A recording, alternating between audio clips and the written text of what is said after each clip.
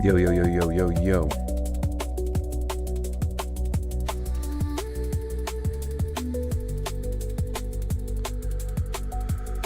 What's up, friends? Friends and friendettes. Friendlies. Am I going to be reading your stories? Tonight is going to be bonus content, so it's actually going to be fictional stories from our amazing writer, Sam Riding. He does all the true crime / creepypasta writing. Well, I don't want to call it creepypasta, but amateur horror fiction. Well, we'll just call it horror fiction.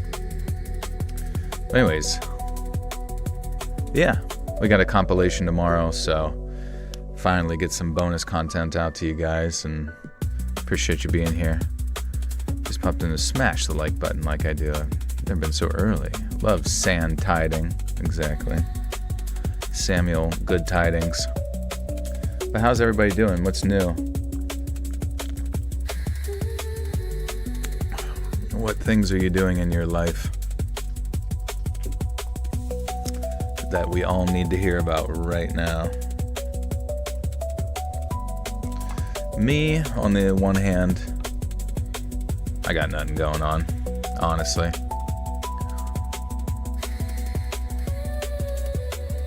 Starting to realize that Pokemon is just like one big bubble scam. One big bubble mew. You were in Pennsylvania the other day. Don't miss the chaos of the Turnpike. The Turnpike. Which Turnpike? You heard about the disappearing scientists? Yeah, definitely. It is kind of sad that it comes and goes so fast. These news cycles of just like more insane shit, and it's like you can't even keep up with it. And then it's like you're also kind of conditioned that like as soon as it shows up and appears, that there's just like nothing. Like what can you derive from it, really? Amy, welcome. No, thank you for the gifter to CRL. Also, guys, yeah, keep a track on how many people gift memberships tonight. I shall match it. I got my Pradeep t-shirt yesterday. I love it. Oh, that's amazing, Carol. Thank you. Yeah, be sure to tag me in it, or put it on your story on Instagram. I can share it. It's always fun. It's mine and the husband's 24-year anniversary. Congratulations. That's amazing. 24 years of love. Obsession with collecting is in our DNA. Must be from hunter-gatherer days and the need to amass things. Yeah. It's something I had not felt in like a while. Then I started doing it and I'm like, I need it. But even more so on top of that, it's like you collect, but then also like the gambling nature of just like, the RNG of opening a pack and hoping you get something cool. Hey, Catherine, good to see you. Good to see everybody, though, here. How we doing? I didn't update my card in time, so now I have a no-month member. Oh, shoot, no worries. PA Turnpike is I-76. Let's see yeah. Where's that close to? I don't even, vaguely recall. But, yeah, other than that, just chilling. Life is moving along. Interestingly, gas jumped up 40 cents. That's not awesome.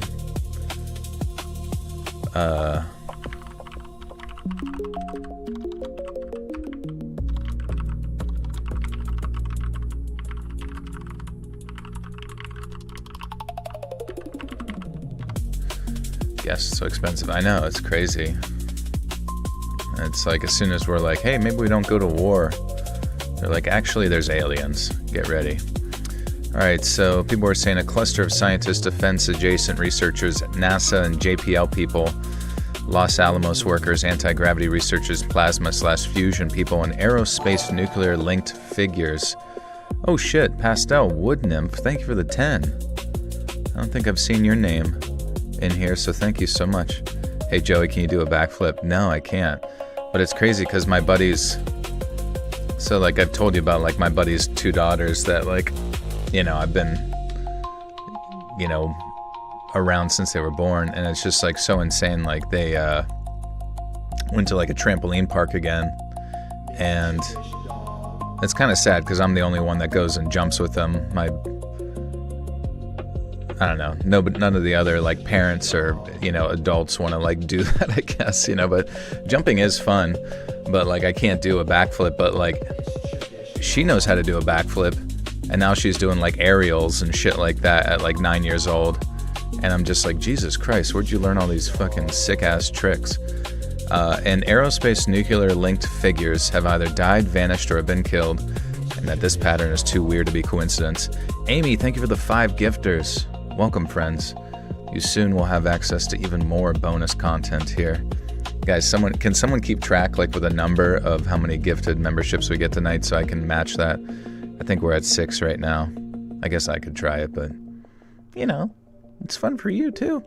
All right, people think that some of these people were connected to propulsion, anti-gravity, plasma physics, aerospace, or classified military tech, and were being silenced before disclosure. Names like William Neal McCaslin, Amy Eskridge, Ning Lee, and Monica Reza get pulled into this angle. The Guardian reported that the theory ties the cases to UFOs, nuclear facilities, space research, and secret technology. Another version says that China, Russia, and other state actors are targeting people with access to U.S. scientific or defense knowledge. This is the national security threat version, and it's partly why some lawmakers push for agencies to look at whether there are common links. Some point to McCaslin's Air Force Research Laboratory background and directed energy/space vehicle connections, and connect that to other scientists in material science, plasma physics, or aerophysics. His disappearance in February 2026 seems to be one of the sparks that made the whole thing go viral. They knew too much. This is the broadest version. People involved in the classified program, NASA, Los Alamos, anti-gravity, or nuclear adjacent work supposedly uncovered something. UFOs, free energy, reverse engineer craft, advanced weapons, and then start disappearing. Yeah. The skeptical read is that the cases are being linked after the fact. The list includes very different circumstances: hiking disappearances, suicide, drowning, car accidents, homicide, natural death, and missing person cases. The Guardian quotes experts saying people are choosing to connect dots that may not actually be connected, especially because the subject hits a sweet spot of UFO lore, military secrecy. I mean, it is interesting, especially since it seems like a lot of people were anticipating some type of like alien disclosure coming soon, or some type of false flag alien event. Pastel, thank you for the gifter, and thank you again for the 10. Welcome Paige Barker, and welcome everyone. What did the scientists do? They just were researching all sorts of stuff within propulsion systems, potentially time travel, I don't know, anti-gravity stuff. Seems like it's all pretty linked together. Hey Joel, hope you're good. Just want to say sorry for the delay on getting you the Osprey blueprint. A lot of going on. Just moved to a house 200 miles from where I was living. No worries, Snarf. Thank you. Honestly, I felt bad. I haven't really been on Arc Raiders. I did see they have a big update, so hopefully we can connect at some point and maybe get a few rounds in or something. It'd be fun. But I don't know. Arc Raiders would be such a good game if they just like had, I don't know, some type of some type of just PvP experience that was just, you could like pick a loadout, just do some typical Call of Duty shit or something, you know what I mean? Some type of, because the gameplay is so much fun. What's up, Vivian? I'm not actually a nymph, I think. I live in the woods. Oh, okay. That's good. Same thing, right? But yeah, guys, tonight we got some pretty cool stories from Sam writing, some bonus content finally, right? And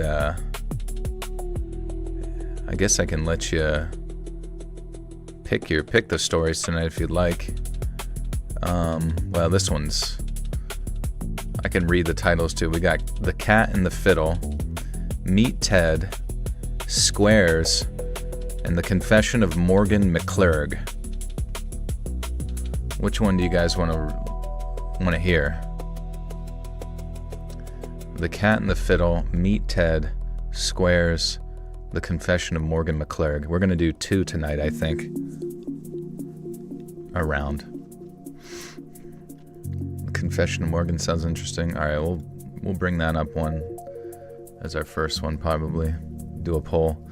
Too slow, unfortunately. We're just going to get right to it. Kick off here in another minute.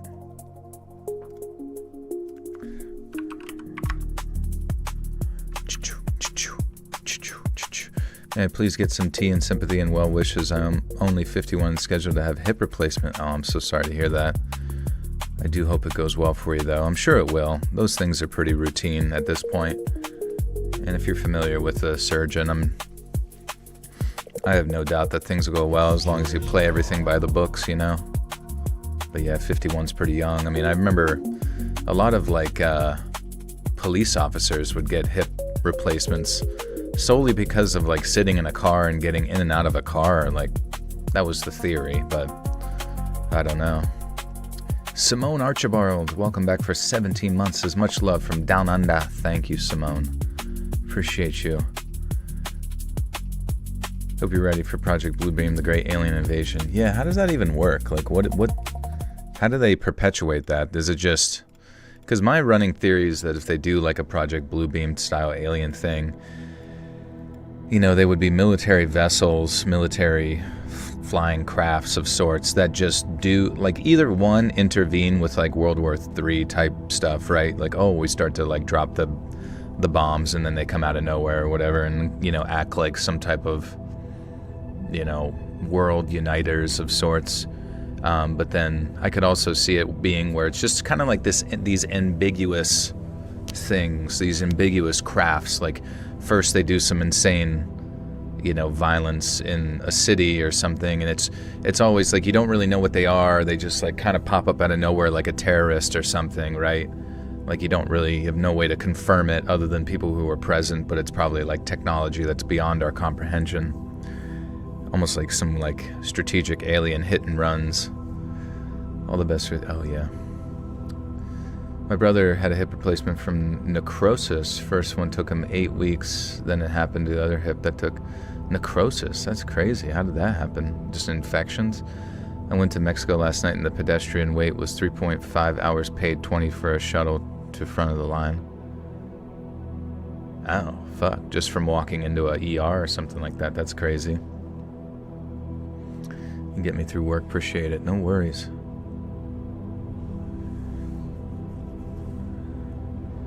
Alright, guys. Once again, thanks for being here. We're going to have some fun tonight. These should be... I always love these stories from really any fictional author, but Sam's fantastic as usual, and I linked his Substack down below, which I'll mention in the bonus content video as well if you want to support him over there.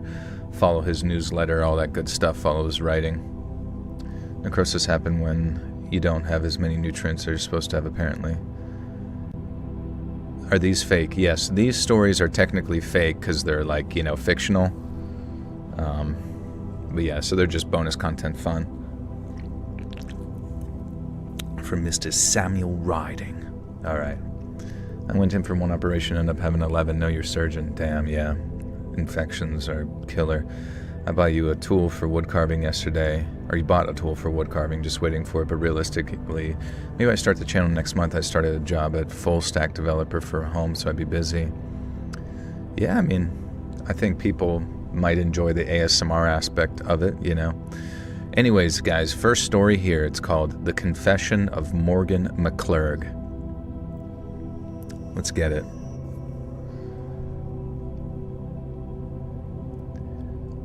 To whom it may concern, it was the 27th day of October in the year of our Lord 1761, and it is on this day that I, Morgan James McClurg, hereby issue my confession. I was born in the Royal Colony of North Carolina in the year of our Lord 1729, and raised up in Beaufort. Oh shit, I'm gonna have to look that up real quick. McClurg. I assume I'm saying McClurg, right?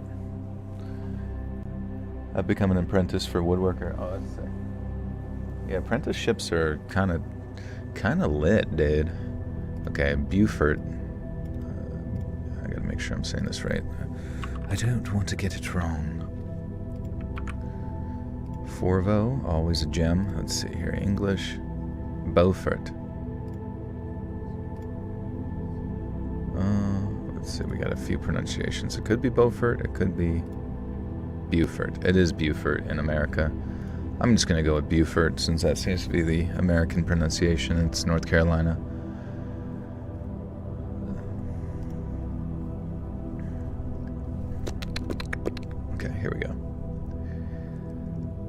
was born in the Royal Colony of North Carolina in the year of our Lord 1729, and raised up in Beaufort by a father who followed the merchant's trade and a mother who plied her needle as a seamstress.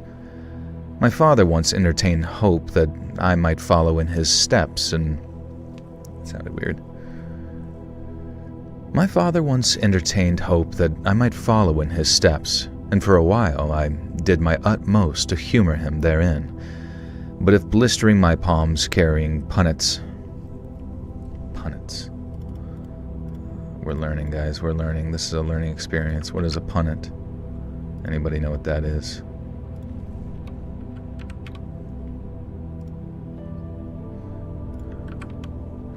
Small, light basket of other container fruits and vegetables. Okay, nice. Hell yeah, dude. Punnets. Carrying punnets of produce. Okay, like little baskets of fruit and stuff. You think I would fuck with Bleod for sure? Who's Bleod? Is that an artist? Okay, anyways. No worries. Judalon, what's up, Judalon? My birthday is tomorrow. Can I get a shout out? Happy birthday, Whispers. What you up to? Got any plans? But if blistering my palms carrying punnets of produce taught me anything, it was that I was not suited to honest toil. Having exposed my lack of interest in matters of trade, my father obtained for me a job as a tar heel, where I was set to drawing tar, pitch, and turpentine from pine trees and vast kilns. Yet I could not abide the racking coughs that plagued those who tended the fires year-round, and departed after no more than a month. And thereafter, I was also briefly employed as a wagon maker, and then a cooper, and then a millwright, but in each calling, my masters found me unsuited and turned me away. And since I could not keep myself through honest labors, my father cast me out from his household at the age of 17, whereupon I fell into a state of wandering and beggarliness. I do like the language. I do not yet, but my boss has a ton of that stuff, really bougie tools. I think it's an Italian brand. Oh, sick, nice. The Italians got it figured out. Joel, what old-fashioned trade would you do? Oh, man, fucking hell. I'd probably be a fucking piece of shit banker. I'd be like Scrooge, coming around to collect my debts, carefully rubbing a small piece of silver in my pocket till it turns smooth, clipping the edges of pennies. Just kidding. I get some chisels and 2 wood carving knives. I recently got the Fordham, but it's crazy expensive. Are you ever going to do more animations? Well, you know,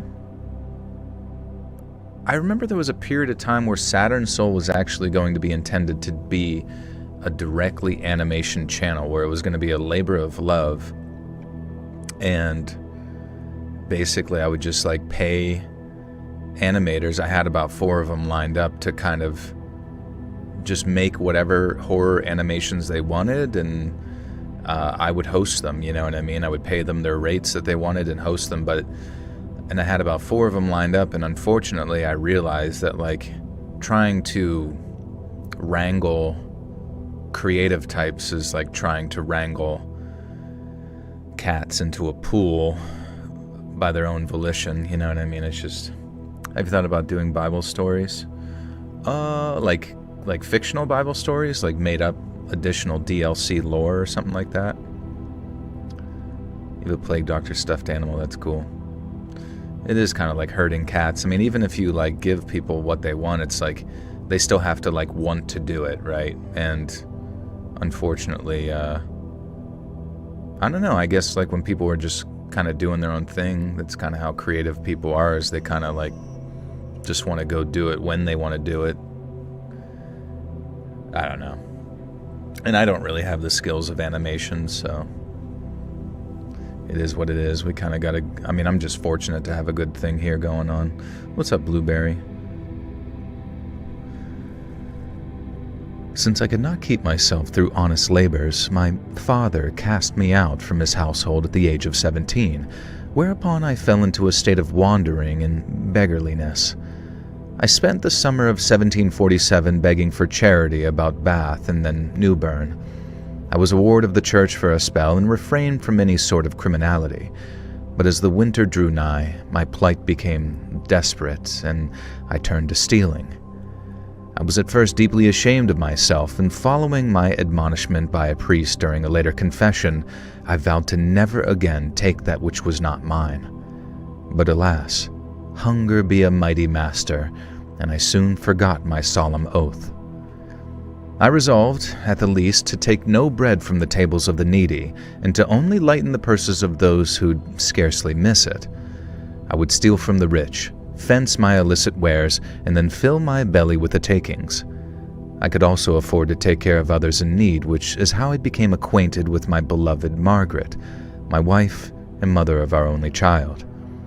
When we met, neither marriage nor family were in our thoughts, so we did not but keep one another warm as frost crept into the fall nights. But then came an evening which, while at the time I believed a miracle, put myself and my beloved on the road to ruin, and it all commenced with a calamity. Mr. Albemarle Lillington, how do you say this? Albemarle, that's a cool name for a first name. Would actually be kind of fun to name your kid like some old school name. Albemarle. Albemarle.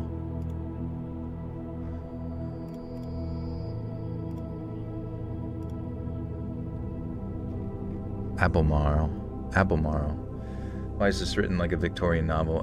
Because it's like a fictional story that takes place in 1760s.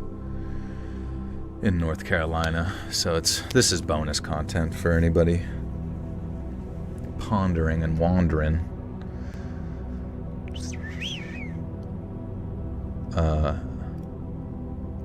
Albemarle. Okay, here we go. Albemarle.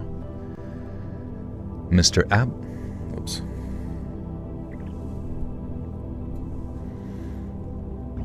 Excuse me.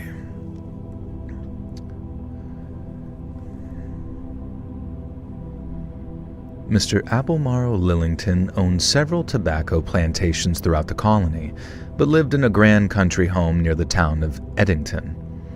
The Lillingtons had risen to become one of the wealthiest in all the New World, and had done so supplying tobacco for more than 3 generations, and it was while filching a few bushels from one of their wagons that I was set upon and overrun by Lillington's workmen.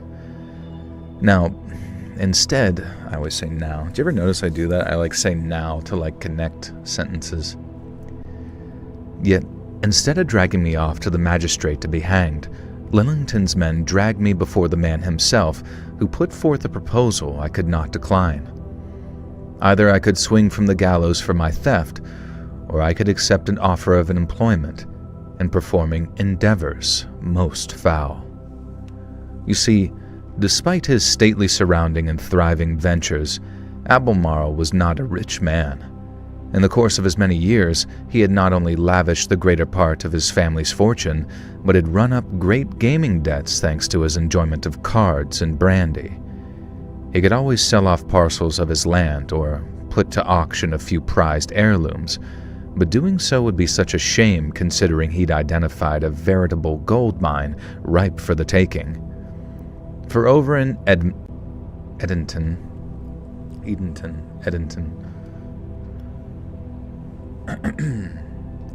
Endeavors Most Foul.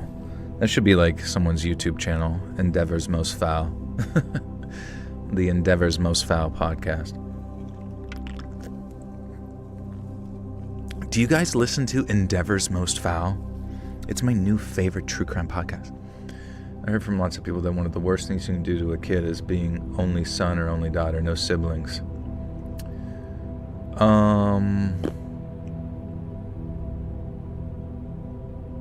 Oh, maybe.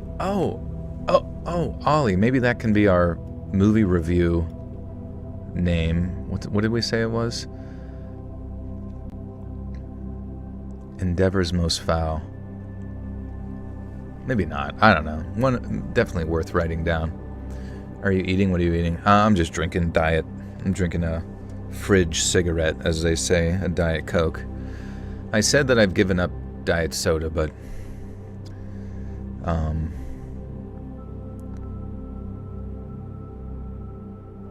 have not, I guess. For over in Edenton Cemetery, buried under grand headstones at the summit of the plot, Abel Morrow's ancestors lay in coffins he claimed were busting. I'm about to bust. Abel Morrow's ancestors lay in coffins he claimed were bursting with gold, jewels, and trinkets. Abel Morrow himself said it was there for the taking. All that was required was a stout fellow of action, such as his said.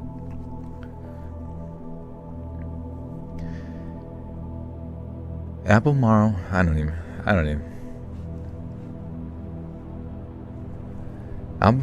Abel, is this how you, did it get? No, that's it. Albemarle. Oh, I've been saying it wrong, I think. I don't even find Albemarle. Albemarle himself said it was there for the taking.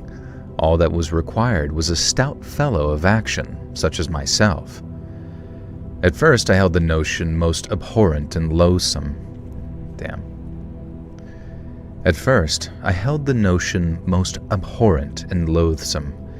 Yet soon I perceived that to claim honest employment under Mr. Lillington would prove a mighty blessing. I might remove dear Margaret and myself from the foul, vermin-ridden boarding house we endured, and lease a cozy church-owned property till our own could be constructed. More than that, the 50 shillings a week offered by Mr. Lillington was beyond my wildest hopes, given my want of trade or learning. Is that what they use? Shillings and... Let's check it out. Did they use shillings in 1760 North Carolina? Just out of curiosity. Yes, shillings were used in 1760 North Carolina, but not usually as a physical British silver coins in everyday circulation. In colonial North Carolina, people commonly kept accounts in pounds, shillings, and pence, following the British money system. That's interesting. The whole club was looking at her. True, they were staring at her shillings. I recently watched all 4 John Wick movies and started watching the Frasier series for who knows how many times already. Those are definitely interconnected, I think, within the same universe for sure. Let's go Sixers. I did hear they had a big comeback. I thought they used plates of gold and silver. I suppose not. Joel, how many stories will this bonus content video have? I think it's going to have 2. So, it'll be a little bit shorter than a normal video.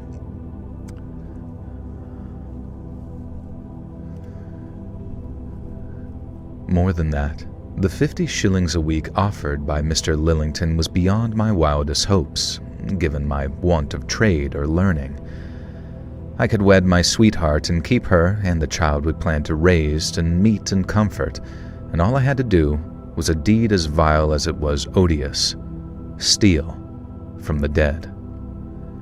The first occasion was by far the most taxing of mind and body.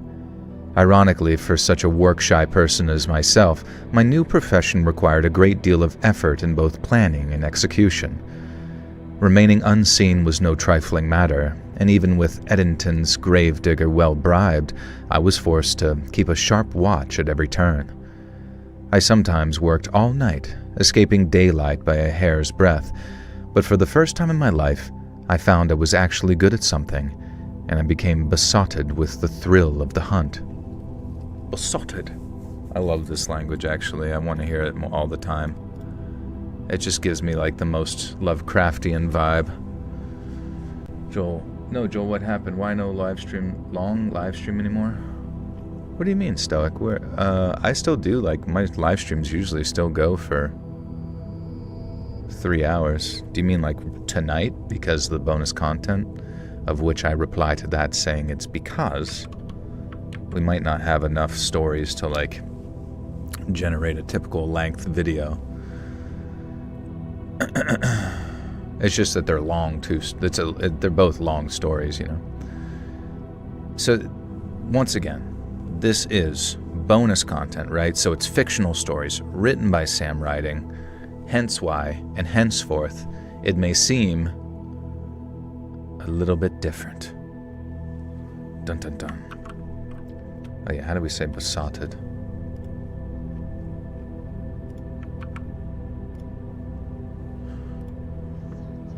Besotted. Okay, what's it mean? Strongly infatuated, he became besotted with his best friend's sister. It could also mean intoxicated or drunk. That's amazing. There's always another word to be drunk. Joel pronounces it wrong.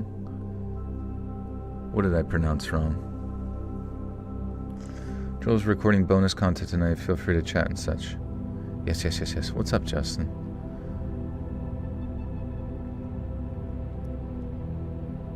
Yeah, now we say simping. Yeah, it's kind of funny. The evolution of language. I mean, at the end of the day, it's just an utterance from the mouth. I suppose it doesn't. The biggest, unfortunately, the biggest de-evolution, the enshittification of everything really just comes down to our attention spans. You know, I imagine the intelligence of this man who was a grave robber is probably grandiosely, you know, more capable than most people nowadays, including myself, obviously. Have you followed the drama of The Quartering in Yellow Flash 2? I don't know anything about Yellow Flash 2, but I just unfortunately heard that the gentleman, The Quartering, is suffering from severe drunkenness, and his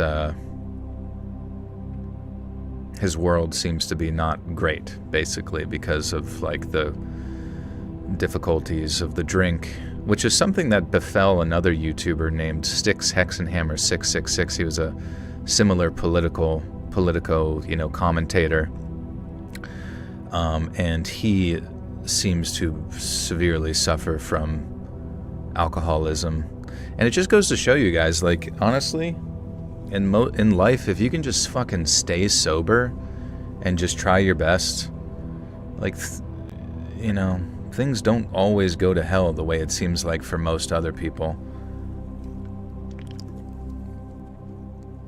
Keep your head down, hit the gym, and stay the fuck away from liquid death. Not the water, but the, you know, vodka. Or scotch, or whatever the fuck they drink. I sometimes worked all night, escaping daylight by a hair's breadth. But for the first time in my life, I found I was actually good at something, and I became besotted with the thrill of the hunt. I must also confess that not all of Mr. Lillington's family jewels made it back to him, as one or two pieces passed the table of a New Bern pawnbroker, and there were also other ways in which I bolstered my purse beyond Mr. Lillington's service. Lillington had a great many family members whose graves he wanted plundered, but the business of rifling them had to be slow and cautious, lest Lillington's designs be laid bare. I labored perhaps 1 or 2 nights a month, which gave me plenty of leisure to attend my new wife and our homely affairs. To attend to. Quit alcohol 6 years ago, great decision. I mean, yeah, dude, it's just like, if you just think about it, it's like, it's a poison, right? And it might, you know, it's a fun little poison at like a wedding or something like that, but beyond that, it's always just going to lead to destruction. Because if you're just consuming fucking death all the time, where else is it going to go? Joel, serious question. What's the catography post? Where's the catography post? There's no cat pic. I'm being really brave about it, but also low-key panicking here. I think I speak for all of us when I say we really need cat. Oh, that's fair. Yeah, I normally I post that before going live, but today I forgot about it. But I might have some updated photos of Pradeep as I take them that I can post to my story after the fact here. I did that on the last stream, I think, as well. Posted a picture of him after that. Almost 3 months without coffee. I just drink water and tea now. I also started buying ginger and make a good, refreshing drink from it. That sounds nice. What makes you want to avoid coffee? I labored perhaps 1 or 2 nights a month, which gave me plenty of leisure to attend to my new wife and our homely affairs. Yet it bred in me a mighty restlessness. My darling Margaret and I wanted for naught, yet a profound avarice. Why don't you post Pradeep on a regular IG post? I don't know. I mean, I guess I could. I think I do have some. If you go back far enough, you might be able to find one of him. I guess I don't really care about posting more official ones on there unless it's like important. Avarice. What's up? Hi, Sam Ramen. How we doing? Lost 20 pounds this year so far, and unfortunately the secret is calorie deficit plus no alcohol, sadly. Yeah, that seems to be the ticket. But congratulations, 20 pounds. Keep going. Sometimes the difference between your ideal body and not is just 3 months of being locked in. My darling Margaret and I wanted for naught, yet a profound avarice had taken root in me, which I can only ascribe to my former poverty. So rather than confining myself to tasks assigned by Mr. Lillington, I began a private venture of my own. I would make my own inquiries as to where the richest and most prominent folk lay buried. Buried. Would you say buried or buried? I would make my own inquiries as to where the richest and most prominent folk lay buried, and then under the cover of night I'd use my well-worn skills to prise open their coffins and strip them of their treasures. Paying heed to the printed obituaries of various gazettes, I kept abreast of the demise of eminent and affluent persons, and then set about pillaging their tombs whilst the soil was yet fresh. I gained a handsome sum in this manner, so much that I was able to keep 1 or 2 scouts in my employ at any one time, and it was one of these scouts who furnished the intelligence which brought about my downfall. According to my contact, a gypsy matron was set to be buried. You know what? I'm just going to keep saying buried. I know it's technically not everyone's. Wait, is this a word? I mean, it says it wants to change it to ancient, but it's Antient. Is that might be like something and it just doesn't know it. A bit of an older word. Antient. Archaic. Okay, so it is. Yeah, I should probably see how you say it.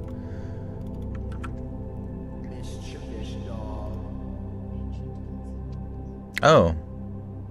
I guess you still say it like ancient? How to say... It's just spelled with a T or instead of a C? Typical Virgo, welcome back for 11 months. Hello everyone. Hi Joel, missed you all. Yeah, good to see you. Thank you for coming. I stopped drinking coffee because my skin was very dried all the time despite drinking water and my voice sounded very quiet and raspy. I started drinking coffee since 2014. Do you think that was the direct causation? Was dehydration from coffee? I mean, how much were you drinking?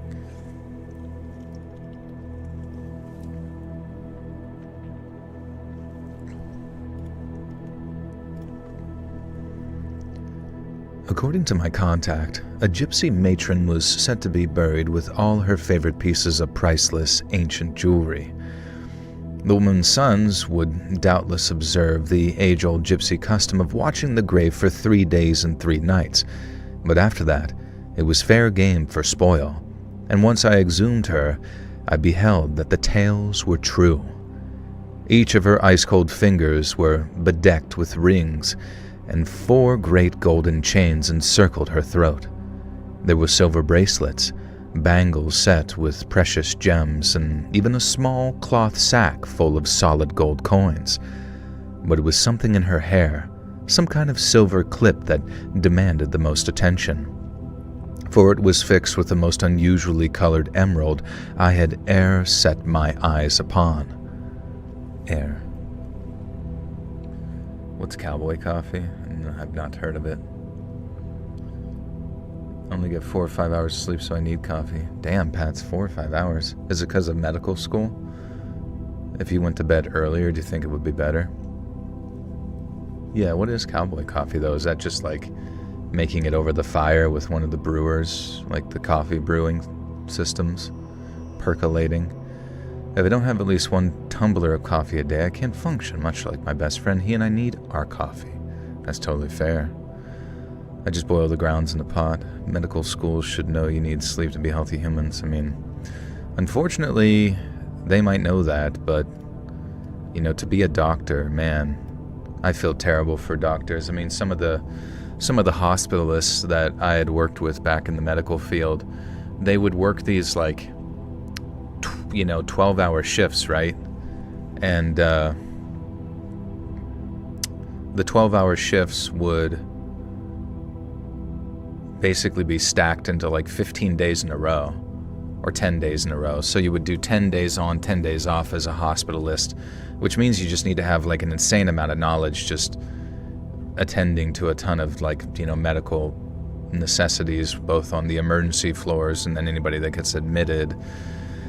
And it just seems really tough because, you're just tired all the time, making really important decisions, responding to really high octane events and all that kind of stuff, while having everybody bother you nonstop with needing orders and all this kind of things. And there is a doctor's sleep room, and even if you think you might be able to get fucking 15 minutes of shut-eye with a little bit of a nap, there's really no doubt that you're going to be getting a call from some nurse or somebody that needs something. I remember one time a doctor, wouldn't answer for an hour, and it was because he was in the sleep room and just was so dead tired that he couldn't fucking hear anything, which, pisses off all the nurses that need him for stuff to proceed forward, but at the same time, you just feel bad for him. I had a friend who's an ER doctor. She never wants to talk about work, just burned out all the time. Yeah, I don't know. To be a doctor is just... it's not as glamorous as it seems, outside of maybe you could be an orthopedic surgeon. They pay really well, and you kind of make your own schedule in some ways. Very seldom are you doing emergency surgeries. And then, you could be a family doctor. I hear they have kind of a pretty good life. Too much sleep is bad for you, but also, by the way, and the doctor highly suspects it is, but haven't been tested for it due to insurance issues. Well, yeah, how much sleep are we talking? I got a crazy energy boost from fasting, not to throw that into the conversation, change subject. Yeah, today was my fasting day, Sundays into Mondays, and it certainly does feel good to just kind of be emptied of shit. Did Creepcast read a story from Sam as well, or am I crazy?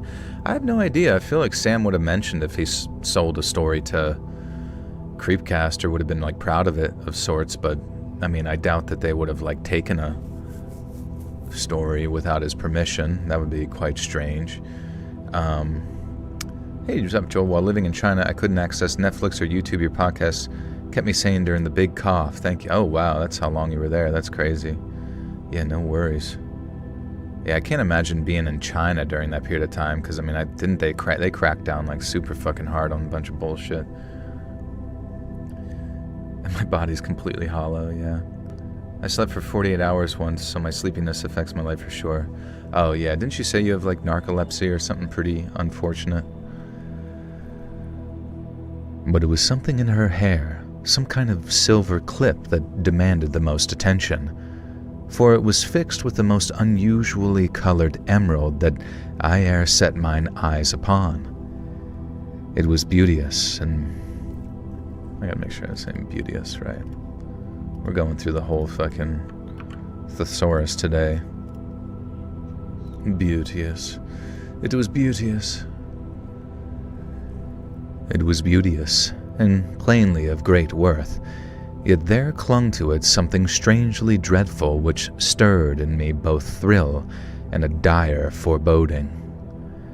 I seized all that I could bear away, selling it off piece by piece to trusted buyers who gave me fair prices for my pains, and the only piece I withheld from sale was that great dark emerald that had so captivated me at first sight.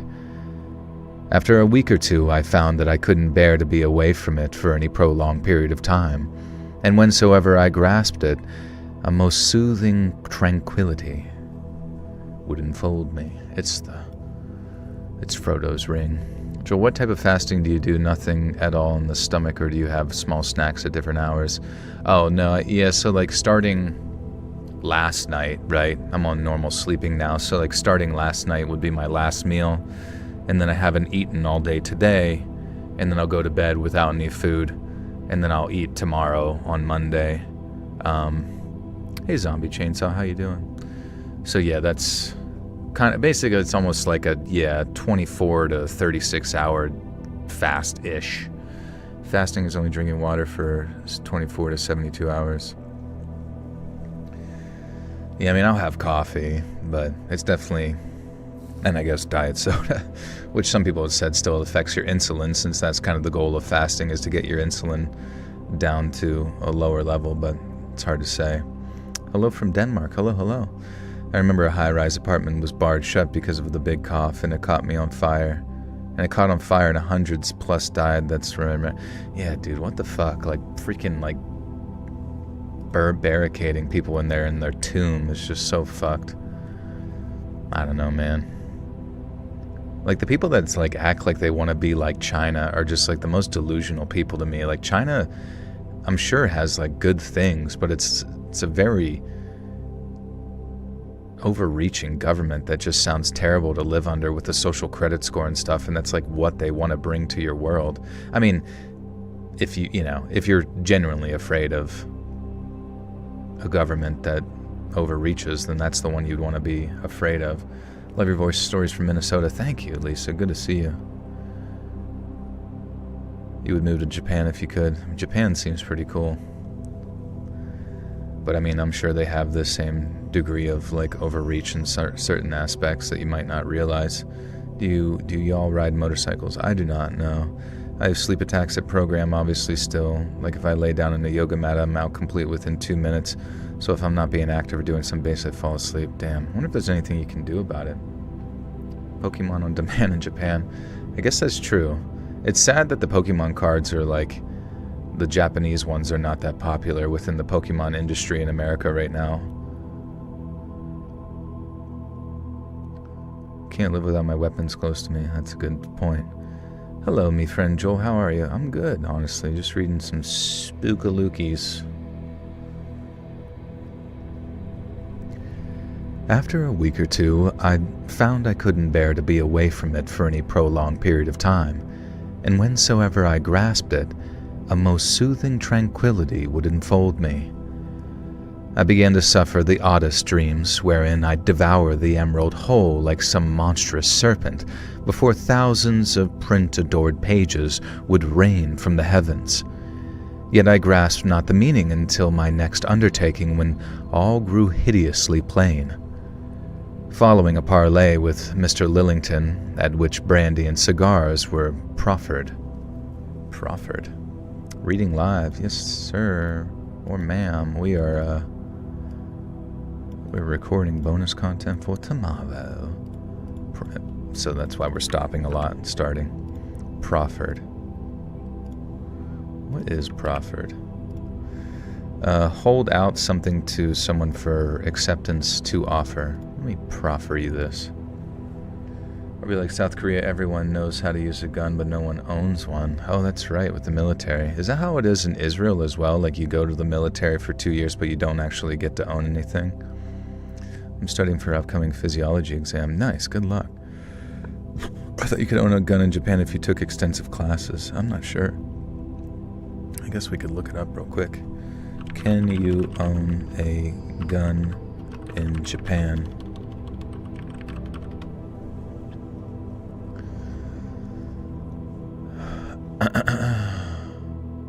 So yes, but only in very limited cases. In Japan, ordinary civilians generally cannot own handguns, and most firearms are prohibited. The main civilian exceptions are typically shotguns, some rifles, and airsoft guns for purposes like hunting or sports shooting, but you need a license and permit, and the process is strict. Japan's firearm laws start from the premise that possession is prohibited unless you fall into a legal exemption. Basically doing everything right if I do in fact have narcolepsy. Oh, okay. Yeah, there's just not much I guess you can do.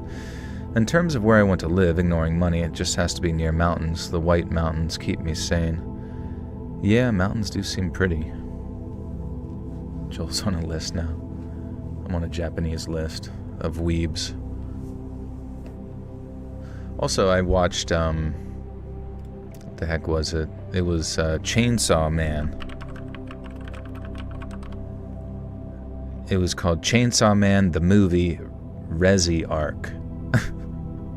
I watched that with some friends, and it was good, you know what I mean? It was like about what you would expect from like an anime as far as story goes, but the action, like the first part is a bunch of build-up, which was, you know, they did well, and it was still like, it's still like incredibly well directed, like as far as cinematography goes, even if like the general story's kind of, you know what I mean, like that typical Japanese cringe that I sort of feel from anime sometimes. But then you get to the action, and it's just like interesting that like anime action is like infinitely better than anything Marvel, you know, could ever put out. And it just makes me kind of sad that like you pretty consistently within, you know, since what, the 1970s, and Japanese anime have had like some of the most insane shit and coolest animation ever, and then America just like doesn't do it. I mean, like obviously we have like some various like ones that stand out, such as Love, Death, and Robots and Heavy Metal and all the classics, whatever. But the fact that it's not like a consistent pipeline kind of makes me sad. And I guess one might argue that it's because Japanese anime is built on cheap labor in Korea, but is that the case? Is that literally just the only reason it's generated so much? I don't know.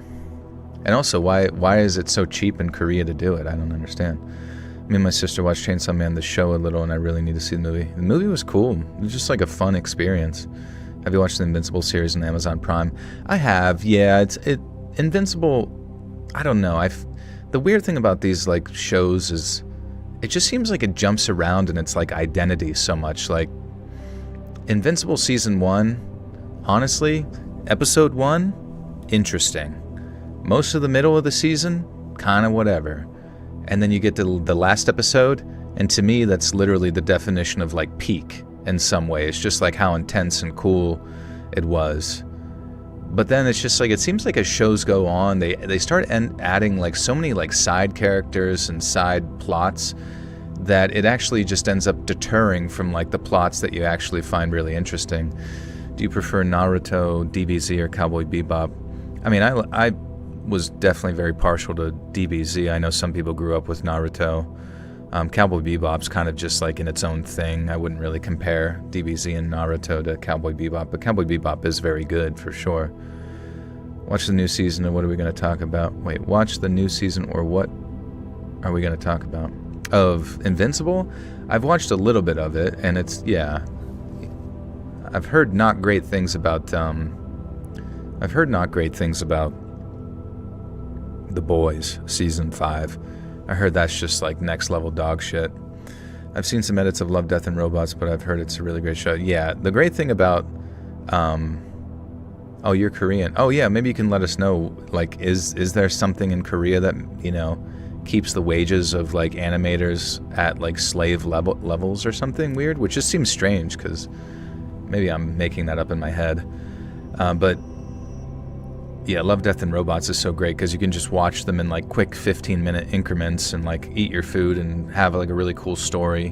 One of my favorite stories is the one with the giant crab. You'll see it when you get there. It's like season 3 or some shit. But I fucking love that one. And then the one where it's like a spider in space. You'll see that one eventually. I fucking love that one. Thrag is OP. One of my favorite quotes is, "You didn't have a choice, and yet you have to make one." Yeah, that's pretty solid. I remember who was that guy, like Calamity or Chaos, or I don't know, he was from the previous season, but he like is whispering into what's his name's ear like all of his like internal struggles. But the reason he does it is because Conquest, that's right. Yeah, the reason he does it is because he knows that, you know, Mark isn't going to survive or whatever. So, but I like that. I like whenever like a villain kind of gives you his motivations or his struggles. You know, it's so annoying when characters are just evil for the sake of it. I would enjoy these shows if the streaming service weren't so expensive. That's totally fair. But yeah, you probably have to maybe become a pirate. No, I'm just kidding. I think Samurai Jack would count. I still need to see the newer stuff. Samurai Jack's good. Your dog Woo Woo says hi, Joel Raider. Hello, Woo Woo. Woo woo woo woo. I'm so lonely. All the other Viltrumites are afraid of me. Yeah, that's funny. Yeah. I don't know. A part of me almost like wishes that Mark did become evil. And all the other timelines, he's like evil. But I kind of just, I don't know. There was like a big transition between season 1 and season 2 that just like pissed me off as far as like Omni-Man goes. Like Omni-Man was such an asshole, and then all of a sudden he was just like, I miss my family, and then like everything is just forgiven, and then that's, I guess, like he's just good again. You know what I mean? Like there's no, I don't know. Maybe it just seemed really strange. Evil Marks all died, yeah. I actually don't know. My parents probably do. Me and my sister were born in Connecticut, and then we don't really know how to fully speak Korean. Oh, okay, no worries. It's all good. Why is Ghost in the Shell your favorite movie? I just think it's like a level of, well, it's first off, it's beautiful, right? And then the music's awesome, animation's awesome. But there's something about the story to me that just feels like I could watch it 50 times and I would still maybe be putting together like little details that help to make sense of the world that it occurs in. Like, there obviously is a degree of exposition in it that's very anime that kind of like helps guide newer people into it, but I feel like it does it in a tactful way that doesn't feel overbearing, but it's almost necessary because of how complex the world in which you are being thrust into exists. And I kind of really like stories like that where like it has a very clear like origin, it has a very clear after, and the world that exists is right now, and you're in it, and you know, figure it out as you go, you know. It trusts your intelligence to piece things together. There's also a lot of like philosophy that exists within the movie, and I like whenever like anime movies don't rely solely heavily upon action as opposed to like philosophy, because that's what I want. I want new ideas. I've seen fucking every Marvel movie where they blow shit up and they look at the camera and go like, ruh-roh, that's gonna hurt tomorrow, you know what I mean? Like, I don't give a fuck about like corny child-like action scenes anymore unless it's like completely new and sick. But I just want to hear ideas. That's why people listen to podcasts, because you might get like a new idea that bounces around in your head for a while. My friend who has many subs literally uploaded Conquest Edit today. That's dope. Conquest is cool. Been watching you every week for the last 4 years. My fave channel. Thank you, Crowder family. Appreciate you. God bless you. I got a testing tomorrow on Tuesday. Oh, good luck. Also, another movie I watched recently is Full of It. It's about a high school kid who breaks a special mirror, and after that, all the lies he says become real. Interesting. Following a parley with Mr. Lillington, at which brandy and cigars were proffered, I was given my next targets. A distant uncle of his, reputed to be buried with... Make sure I'm saying reputed right. Joel, I hate the way you say buried. Meh. Reputed, okay. Lick the stream. Following a parley with Mr. Lillington, at which brandy and cigars were proffered, I was given my next targets. A distant uncle of his, reputed to be buried with a solid gold musket pilfered from the Spanish. It was, of course, but a miniature and in no way serviceable, but it would function to furnish Mr. Lillington's treasury, so I was ordered to recover it with all speed. I rode forth by night, dug down to the coffin, then cracked it open before searching for the musket. Yet the instant my hands touched the man's skeletal form, I was terrified to find myself abruptly and unaccountably blinded. At first I thought my lantern extinguished, but upon gazing upward, no stars met my view, nor any night sky whatsoever. I cowered in the yawning pit, wiping at my eyes in the naive hope that it was merely mire upon them, but scarce had my fingerprints touched my eyes when a vision burst before them. A man was cornering a young girl in what looked like a stable. He had a knife and vowed to slaughter her should she cry out. I was compelled to behold as this wretch inflicted upon the lass the vilest outed... This lass. Let's make it a billion. Keg from Invincible's enjoying himself on Earth. Oh, okay, nice. This might sound weird, but you've helped me in my grief. I lost my mom around when your channel was fresh and new. Your voice helped me fall asleep when insomnia was a daily struggle. Thank you. You're welcome. When are we throwing a baby shower? Who is giving a baby a shower? The world was much different before men started going to baby showers. I was compelled to behold as this wretch inflicted upon the lass the vilest outrages conceivable. There was no closing my eyes, no looking away. It simply played out before me as in a private theater whereby I was in attendance. Upon my return to Mr. Lillington, I mentioned the strange apparition I endured after touching his deceased uncle. As I didn't want him to think me mad, I changed the story somewhat, telling him it was a dream I had the next day after arriving back home to sleep. I fancied my recital might at least disquiet the man, but on the contrary, he laughed heartily before confessing his uncle to be a notorious lecher. Make sure I'm saying lecher right. You lech, you fiend. Lecher. Lecher. What is a lecher? A lecherous man, a vile drunken lecher, having a show excessive or offensive sexual desire. She ignored his lecherous gaze. That's awesome. A pervert, yeah. Lecherous gaze. A pregnant person. A birthing body, they call it now. I changed it. I changed the rules. I fancied my recital might at least disquiet the man, but on the contrary, he laughed heartily before confessing his uncle to be a notorious lecher, and that he would not marvel if the old rogue commenced liaisons by compulsion. Oh my God, would not marvel if the old rogue commenced liaisons. That's wild. That's a great sentence. I'm really enjoying Sam's. I'm learning a lot. Liaison.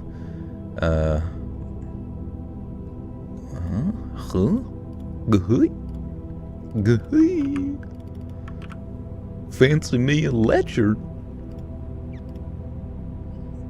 Liaisons. Oh, okay.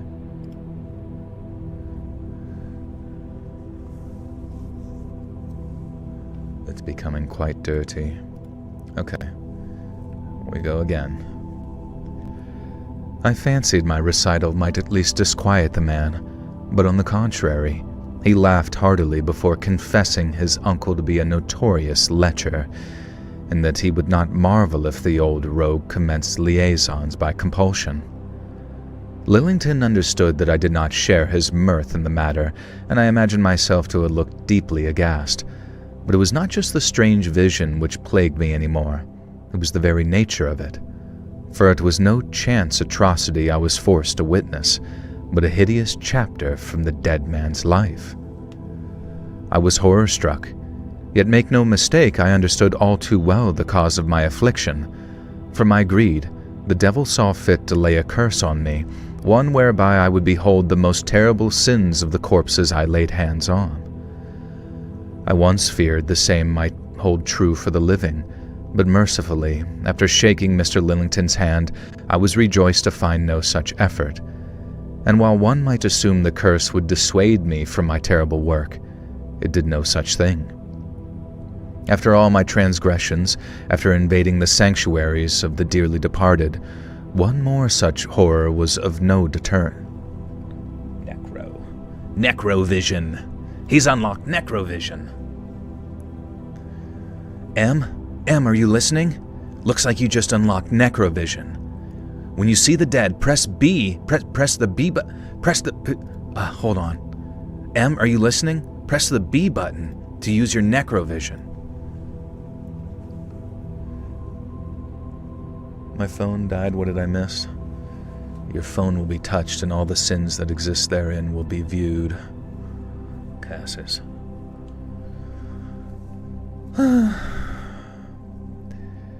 After all my transgressions, after invading the sanctuaries of the deeply departed, technically that's kind of true. After all my transgressions, after invading the sanctuaries of the dearly departed, one more such horror was of no deterrent, And judge ye not the lure of forbidden knowledge till ye have tasted it for yourselves, for it is a potent draught, and not lightly set aside. Thus I did persist in my ghastly labors, stealing from the dead so that I might live, until one night, when I finally saw something I truly was not meant to see. Following the demise of an unusually prosperous highwayman, word reached me that his coffin offered a middling prize, and so off I went to collect it one night, as I'd done 100 times before. I unearthed the dead man's grave, split his coffin, then braced myself for the customary visions where I laid my hands upon his penis.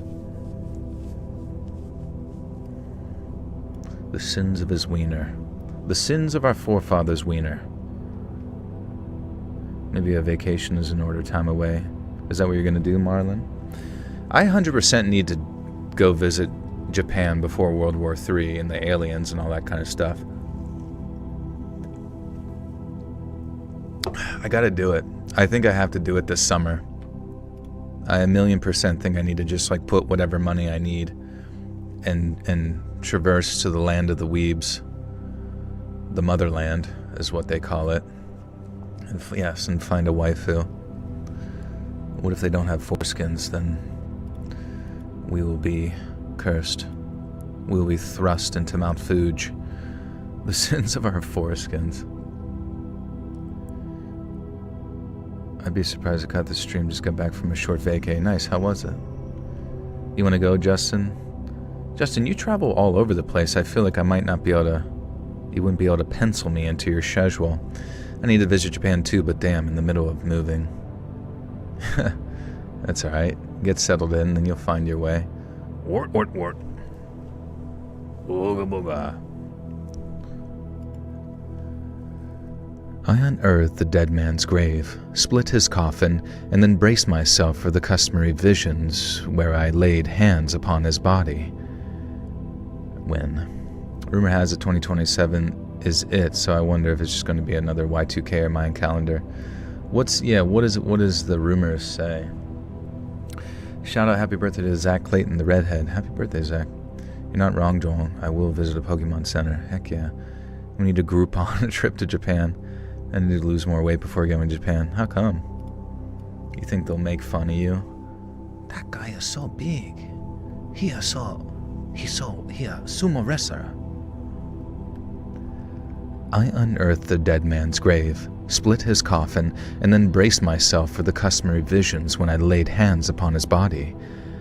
But when I touched his cold, lifeless form, I saw a vision which horrified me beyond all precedent. The highwayman sat in front of Beaufort Tavern. Beaufort.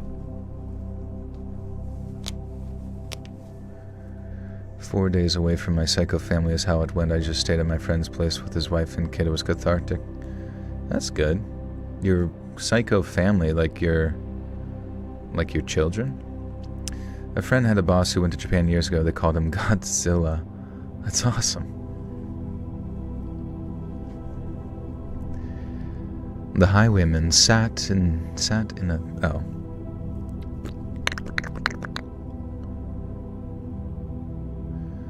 We listen to you every day and now we found you. Thank you.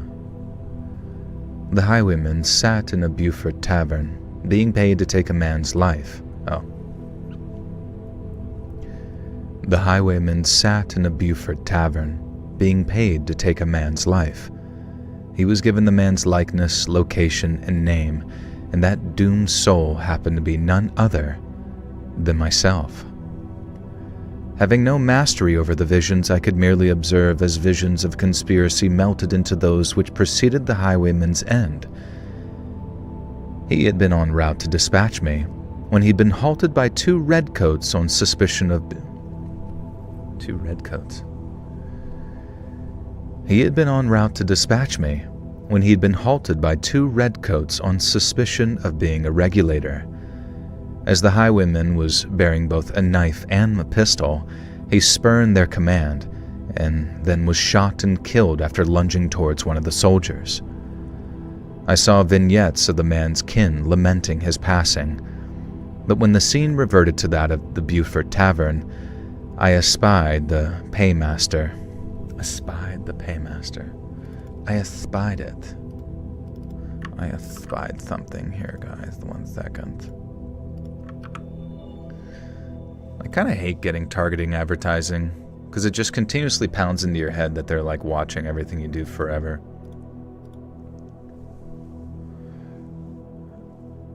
Buford is pronounced Beaufort. Shit.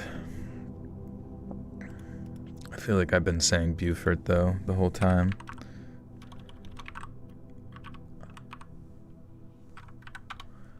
And then what do they say? Let's see. We got the English one, Beaufort. But then the English one, or the American one, says Beaufort.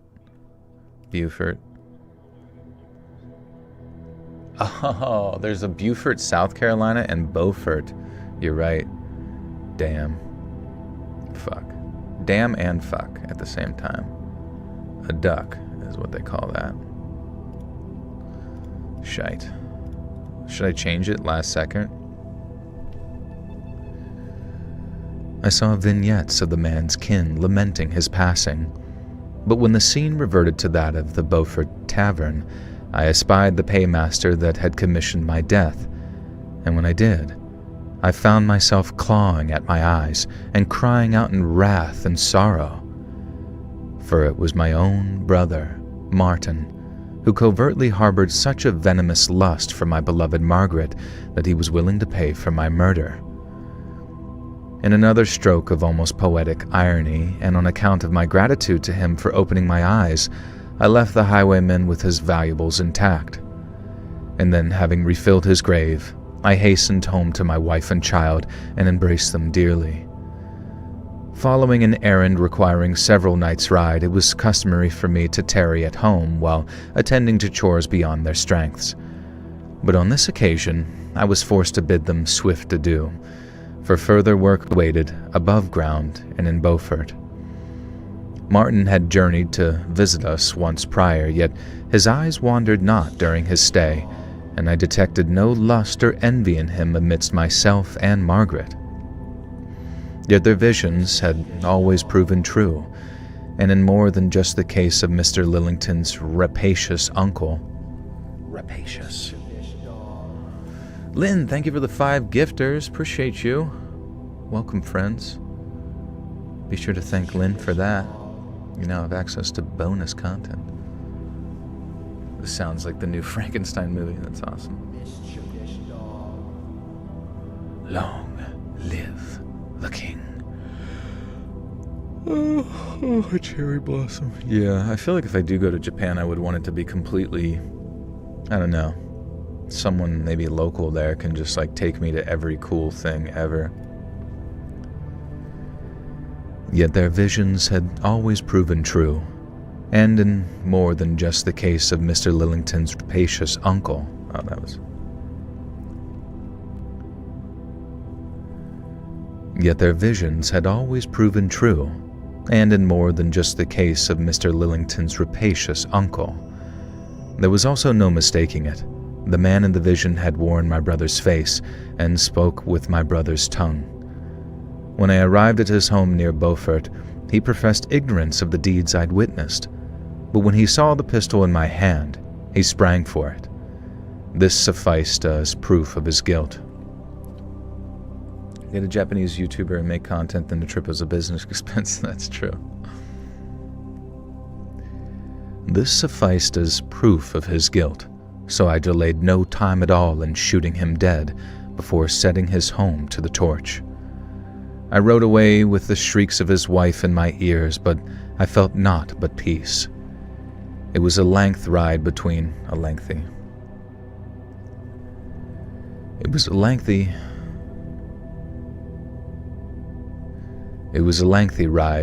Beaumont and Edenton, so midway I halted at a creek to water both my horse and myself. It was the dead of night, and I fancied no other soul astir, yet I suddenly found myself in the company of a young woman. However, she stood not downstream from me, nor on the bank behind. Instead, I found her perched high above me in a maple tree, swinging her legs from a bow. A bow or bow, I don't even know. I doth not know. A bye. Wait, whoops. Oh, whoops. Bough. A main branch of a tree. Apple boughs laden with blossom. That's cool. Hello from the great state of Delaware. Hello, hello. Rapacious cherry blossoms.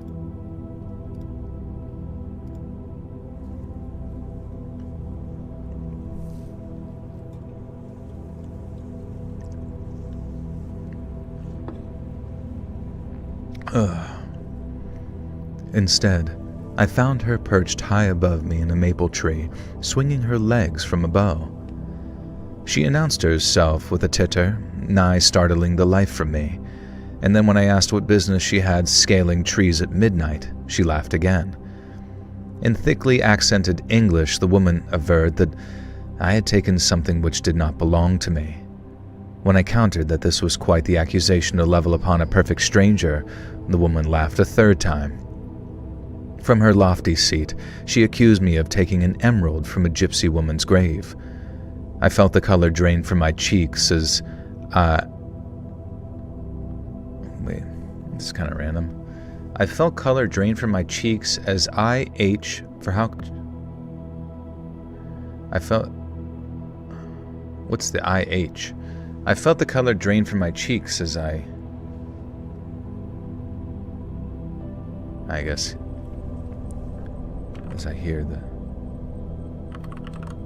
I felt the color drain from my cheeks as I heard her. As I heard her speak.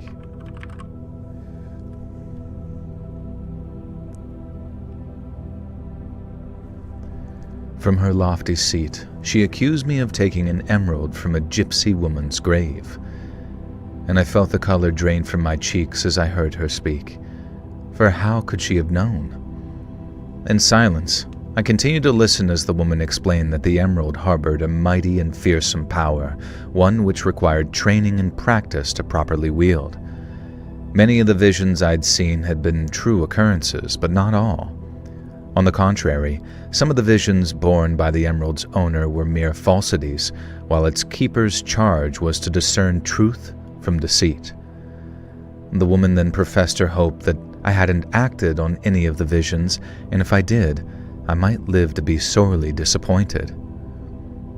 I stood mute with horror, having realized I had slain my own brother on the basis of little more than a phantasm. Perhaps the woman awaited a reply, and receiving none, she laughed longer and louder than heretofore. Am I excited for the new Halo? It's the only thing on my lizard brain. Really? Justin, I don't even know if I've ever heard you talk about video games ever, to be honest with you. Let alone fucking Halo. Also, I don't even know what the new Halo is going to entail because, the dev documentary or whatever showing like the team taking over looks, I don't know. Unreal 5, Halo, like maybe, I don't fucking know, man. Why do people not pronounce your name like Joel? That what you wouldn't be Joel the Whole. Then that what you wouldn't be Joel the Whole. Hi Joel, your stories are getting me through the stress of my sister's wedding. Damn, yeah. Why do weddings have to be stressful? Why do marriages have to be stressful? What a strange thing we've thrust upon ourselves as humans. All of this unnecessary stress simply for, what, tradition? And where does that tradition originate from? It's like kind of an abstract mockery of that of like royalty or something like that. And it's like religion, but I think it originates from like what royalty would do to basically like secure, kingdoms and peace and all that kind of stuff.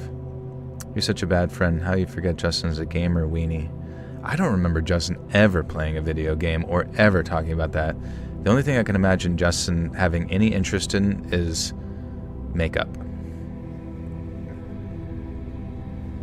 Capitalism sold wedding culture very well. Well, yeah, I mean, the concept of making money off of anything will always be there. Where there's a need, there's a salesman for it or whatever. Someone to fill that need. But, yeah, there's really no reason a wedding should ever cost in the tens of thousands of dollars, if not more. And there's certainly even more so not the necessity that when people get married that they should be tied legally to each other through finance, and that if there's a divorce that takes place that anyone should like come out the other end completely barren and broken through those, you know, arduous legal processes. So it's just like, fuck me, man. Whoever thought of that is a fucking a-hole. Good thing you don't believe in the sanctity of marriage. It's weird because it's like a part of me like genuinely does believe in the sanctity of marriage. Like, you know, devoting yourself to another person in the name of God or something like that, so that you have a strong family and a strong representation, like a strong foundation in your life for your kids and, you know, whatever else you do in life or whatever. But it just frustrates me that it certainly is not that way anymore, you know. I just, at this point, because it's such a, you know, a financial liability, if I were to, like, I would, you know, just live with someone, and then if they get pregnant, so be it. Weddings must have $50,000 worth of flowers, no matter how the funds must be acquired. Yeah, that's like literally bonkers. I remember, I told this story before, but a friend's wedding, they spent $900 on macaroni and cheese. Like, get the and I remember like them trying to I felt so bad for them because like people were winding down, they were, you know, drunk, blah blah blah, and like they're like the bride was trying to like scoop out mac and cheese for people to take with them because it was so expensive, otherwise they're just going to get thrown out. I'm just like, holy Christ. Just like whoever thought that people need to work 5 days a week and only recover over 2 need bad karma in this life and the next and maybe even the next. Yeah, you know, I don't know. I mean, it really comes down to your own personal philosophies, but a lot of what we determine to be valuable in life is basically by comparison to others. So it's like if everyone, like if you were in like an Asian culture like Japan, right, and you think about that level of pressure that you know they feel there all the time, where they have to work long at, you know, they work so hard in school to the point of suicide, and then they work so hard in life to the point of, you know, overtime all the time. You know, any sort of degree of like shame brought on from that is like results in like just destitute and death, and you know, it's just like, holy fuck. So really it just comes down to your own personal philosophies. You're like, well, you know what, I'm only gonna work 2 days a week, fuck this shit. I might be not as wealthy as the next guy or can't do as many things, but I like to have my days off and whatever. You should just get married in Las Vegas. Have I watched Death Battle? No, I've never not heard of it. Me and my ex-wife had a basic courthouse wedding at her request. Yeah, I mean, that's fine too, but at the end of the day, I mean, yeah, I don't know. Hi, Joel, I'm drunk. Hey, drunk, I'm Joel.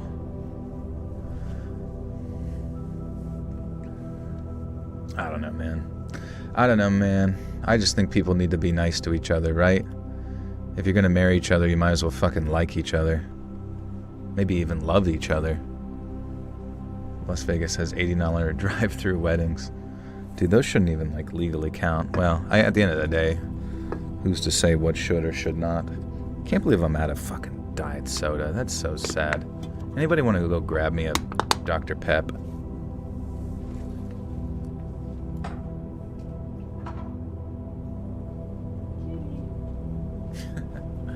Do I like rats? Yeah, rats are cute.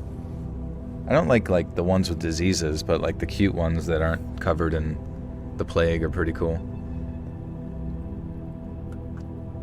Have your future bride agree to a prenuptial agreement. Would you guys be offended? Like if you were a bride about to get married and your soon-to-be husband that you were enthralled with was like, hey, sign this paper that means you won't fucking destroy me after all this. Seems pretty cool, right? I watched the video Death Battle uploaded today called Gru vs. Megamind, and there are some that I disagree with, but it's an entertaining episode. Interesting. You'd be offended as fuck. Really?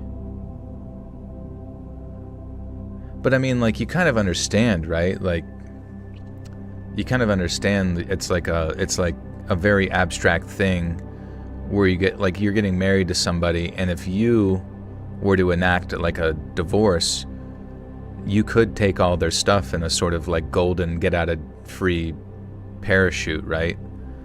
So why would you be defended that someone's kind of trying to protect everything they worked for? I mean, yeah, but I would want to be trusted, you know? Yeah, but you can't, like, that's like going in, like, say you've started a business, right?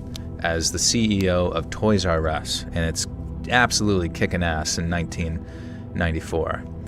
And then someone meets you and is just like, I want you to be the CEO, and your only qualifications to like maintain that CEO and not dissolute the company is to say, trust me, bro. You know what I mean? You know, I don't know. I just don't want to like end up creating incentive structures for like my significant other to at any moment, due to them getting bored or them getting annoyed or whatever reason, to just be like, fuck this, I'm out of here, and fuck you because fuck you, right? Because it always seems like the fine line between like love and hate is just so tight. It's like a tightrope walk that you walk sometimes, and then it just seems like people go from like, I'm absolutely enthralled with you, to like, I think we should kill each other now. I assume there's a similar part of the brain. If you don't have ill will, you shouldn't be offended. People are fickle. Be cynical and protect yourself. Yeah. You sound like you've been married for years. Well, I've just seen it everywhere, and I've seen it everywhere around me. I've seen it, like, I mean, I'm, you know, almost 36 in 1 month. And I apologize if I'm not more optimistic in that regard for whatever the fuck modern marriage is.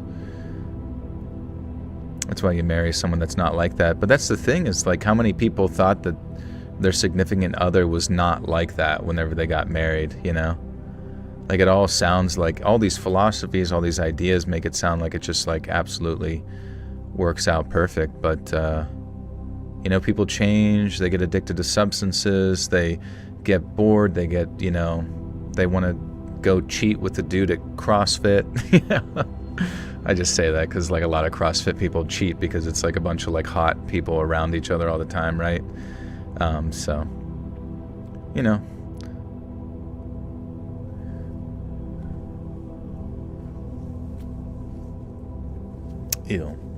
Ew, CrossFit, yeah. You're signing up back up for CrossFit right now so you can go get some ass. That's one of the sad things. I actually have seen people in the realm of CrossFit like just cheat on each other. It's, I don't know. It's just sad. Everything's sad, man. Your voice is magical live. Woo, thank you, Ollie. Good to see you. God bless you. Don't you have a friend in CrossFit? Bro, I may or may not run a gym related. Stop being sad. The way you stop being sad is you don't put yourself into sad situations.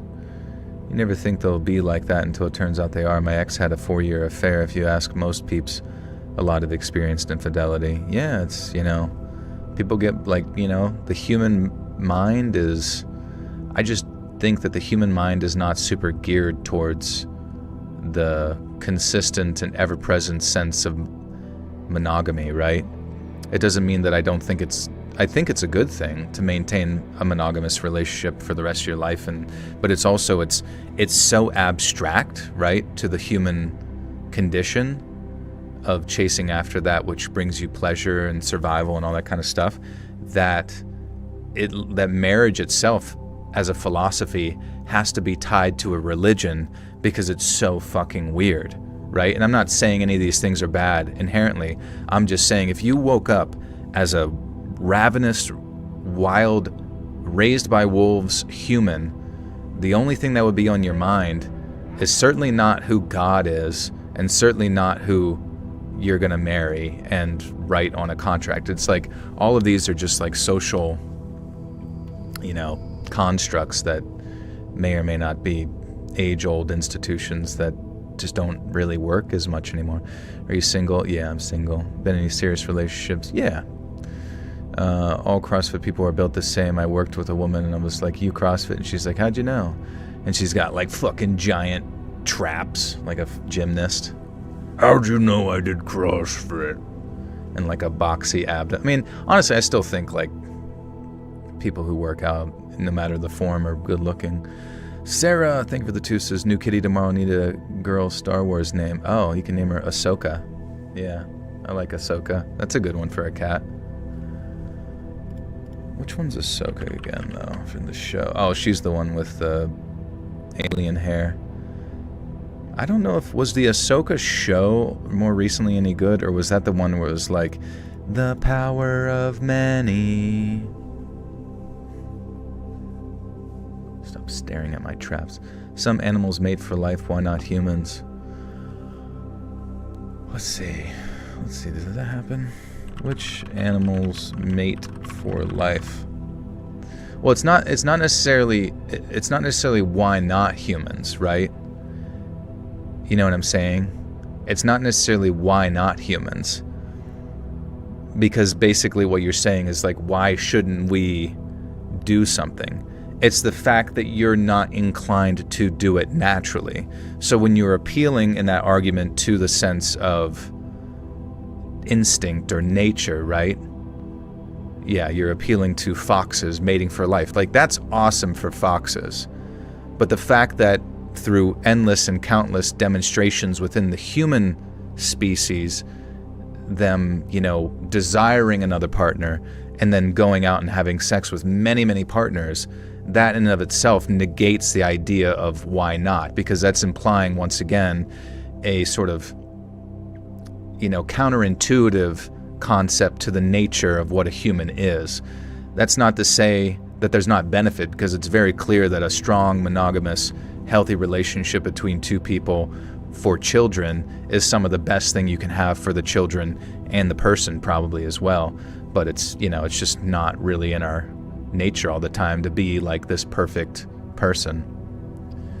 It's still fucked up. I would never betray my spouse. No, I agree. I'm not arguing in favor of it. I'm just saying like it's a tale as old as time, and that's just because it's built into us, I think it depends on the person. Some people want monogamy, some people poly. Yeah, for sure.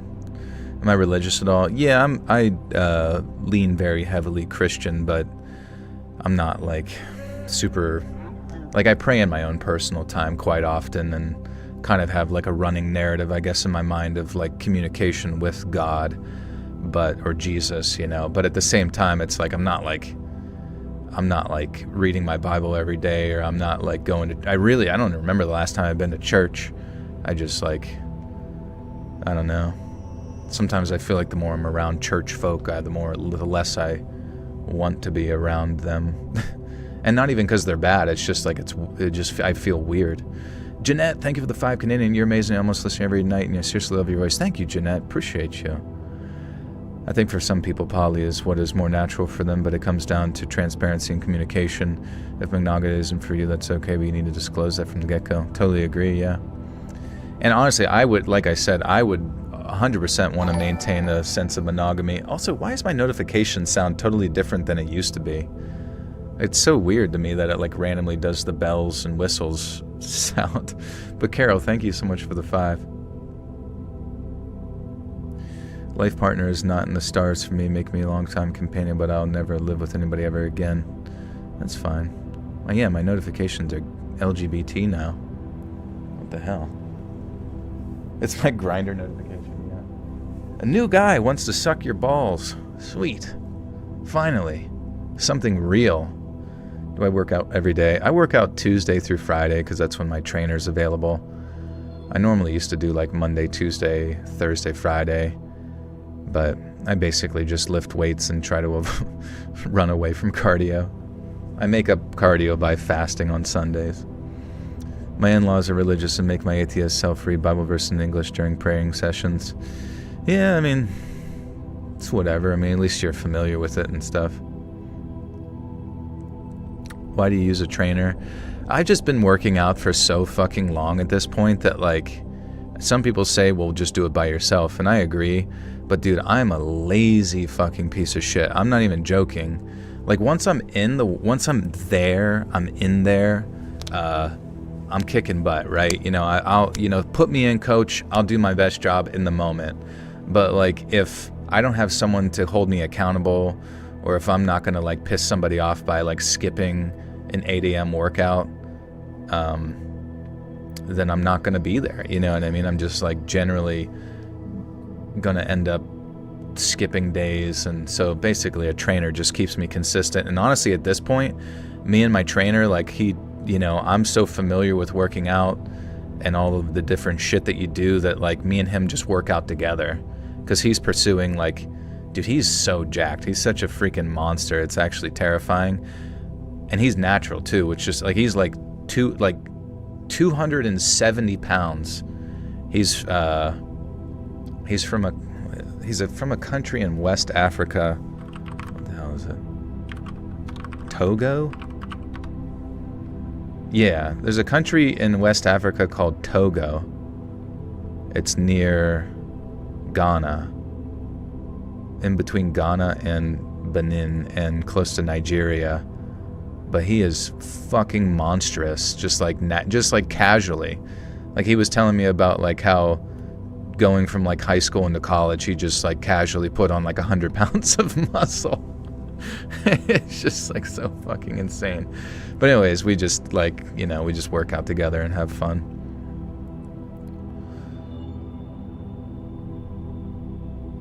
Is he John Cena jacked? He's literally John Cena jacked, and he doesn't, he's just like, that's just his genetics. Like he is just like destined to be a monster.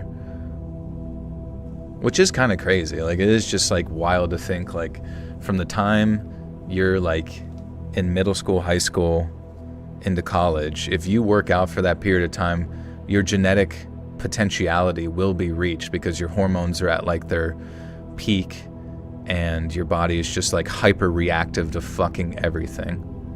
I bet he's popular with the ladies. He's actually married with a 1-year-old, so I do really admire him because he loves his family. You know what I mean? He loves his family, loves his wife, and is just like a super positive person.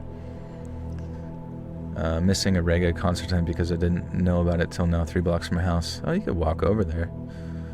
Would it be people like LeBron James working out at 41? I think it's awesome. I just think LeBron James has had every like distinctive financial advantage like once he got there. Like LeBron James has done everything in his power to maintain his health, which is great, but I think he spends $1 million a year is what he says on recovery stuff, like going to Europe to get like stem cells and shit of that nature, When are we getting new abandoned places, urbex stories? I can look into it for sure. That's a great topic. I have a friend who's like 5'5", but he was jacked because he was Native American and Norse mix. That sounds cool.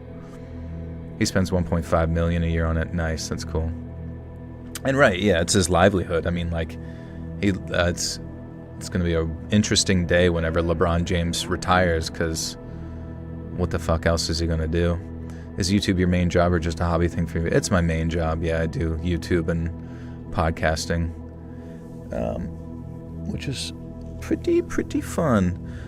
David Dude, thank you for the 10. Howdy, folks. Hope all is well. Joel, if you make a mistake, how do you erase that voice section? I forgot. A little something from chat. Happy early Mother's Day. When's Mother's Day, dude? I hope I don't miss it. But yeah, so I have 2 microphones, right? So like the top one I record into whenever I'm going, and then the bottom one is the one that you're hearing me through right now. And basically the top one has like a SD card in it that I start and stop recording. So after I'm done, I take that, connect it to my computer. It recognizes the SD card. It sees like 150 files in there. I bring that into Sony Vegas, and then I just like edit them all together.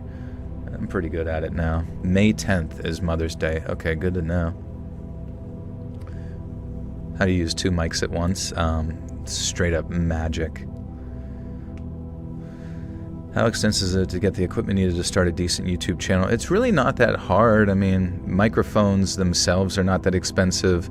Editing software is not that expensive. It's really just comes down to like how familiar you are with like writing a script, crafting an idea, putting yourself on film if you need to, and just captivating an audience and like getting it going. It's very, very difficult to do a YouTube channel and all that kind of stuff. Do you play any video games or have unique hobbies? Right now, I play video games, lift weights, and then collect Pokemon cards. So I'm just a fucking perpetual teenager. I'm what they call millennial core. Yeah. I make Jim Carrey faces in every scenario. Started going to the gym again with my dad. We were going at 5 a.m. and I couldn't keep up with his morning schedule. I mean, 5 a.m. is ridiculous, but how old am I? Next month I'll be 36. Pretty crazy. You gonna smoke me in Overwatch? Justin, you don't play video games. You're making this up. You have never once spoken even fondly of any video game. Any interactive digital material I've never heard. You're just, in my mind, you're on the go, you're a model, you're kissing boys or something. I don't know what's going on. I need to start working at it again. I'm 35, I'm thinking about starting out with burpees. I mean, if you're gonna do burpees, just do jump rope. You don't need to like throw your body on the ground. He's a spy. I'm just a bad friend. I might be. I'm a bad internet friend. I don't play Overwatch, but I do play video games. Which one are you playing? What's the latest game you've actually played all the way through? This is the big test. Chat, is he capping? Is he capping, chat?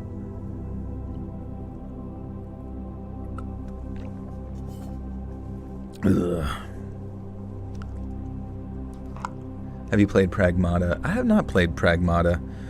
I like watched some of the gameplay with it, and I heard it was a puzzle game, and then I watched some gameplay, and it looked a little bit like an action game, but I have no idea what kind of game is it. Used to be an art model that was actually harder to do than you think. Sitting still for an hour, not moving sucked. Yeah, that does seem rough. What's my type? I don't know. Basically someone who's beautiful and someone who likes memes and maybe someone who's into creative things and is just generally like a sweetheart of sorts and gets along with people. David Dude, thank you for the 5. Oh, we're at 17 gifted. Into BDSM. Is YouTube your career, if you don't mind me asking? Yep, YouTube is my shtick.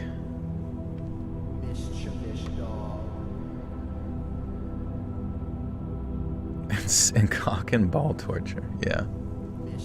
Yeah, so women. Joel is into women. There you go. Look at that. Basically, having a vagina is a great start. And doesn't mind me burping right into your face, blowing it. Perhaps the most awaited reply. Okay, I forgot we were reading a story. Perhaps the most awaited... Oops, what am I doing? I stood mute with horror, having realized I had slain my own brothers on... I stood muted with horror, having realized I had slain my own brother on the basis of little more than a phantasm. Perhaps the woman awaited a reply, and receiving none, she laughed longer and louder than heretofore. Heretofore. If you could be a fae, what would you be? Oh, you mean like a fairy? Isn't a fae a fairy? Fae. A fairy, supernatural magical beings from European folklore range from mischievous spirits to powerful ancient entities. I don't know, I feel like I would be one of the ones that exists and sort of like advises the person, like essentially untouchable by the evil entities due in part to the hierarchy of things, but also wholly incapable of solely influencing things due to desiring the mortal to have, personal accountability for their decisions, but also letting them know what to anticipate.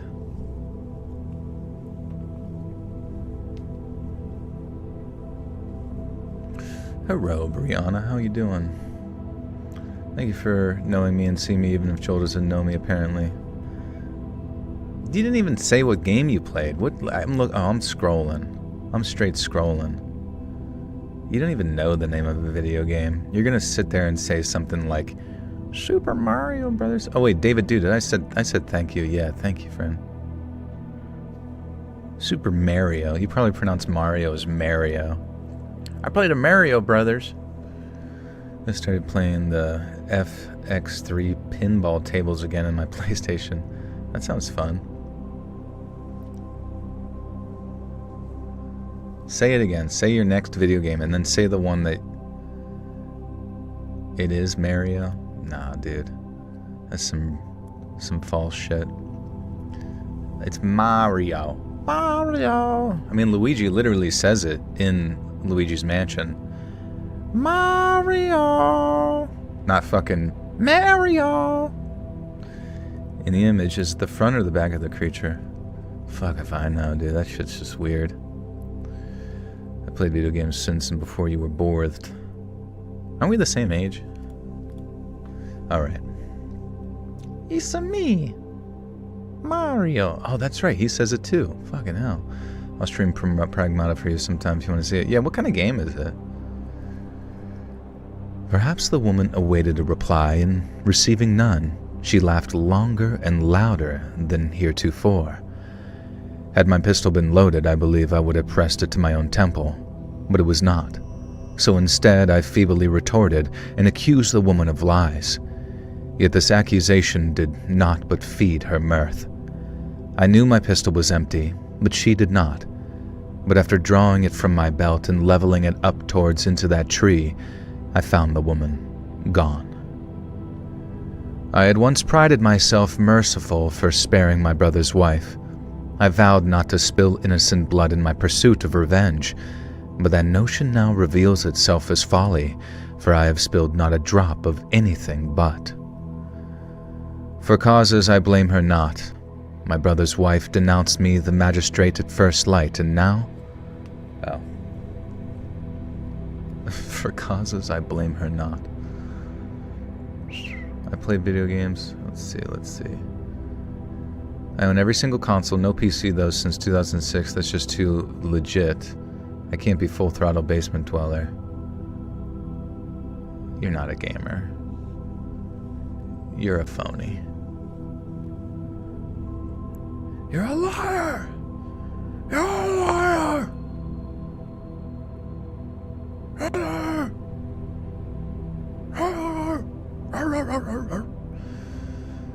I played Skyrim Elder Scrolls V twice. It was interesting seeing it from both perspectives. Which perspectives? Joel should drip as the creature from the screen. Yeah, and just wear that right on the grass mound on top of my head.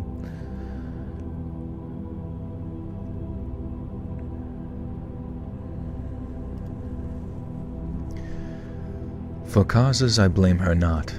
My brother's wife denounced me to the magistrate at first light, and now I am hunted.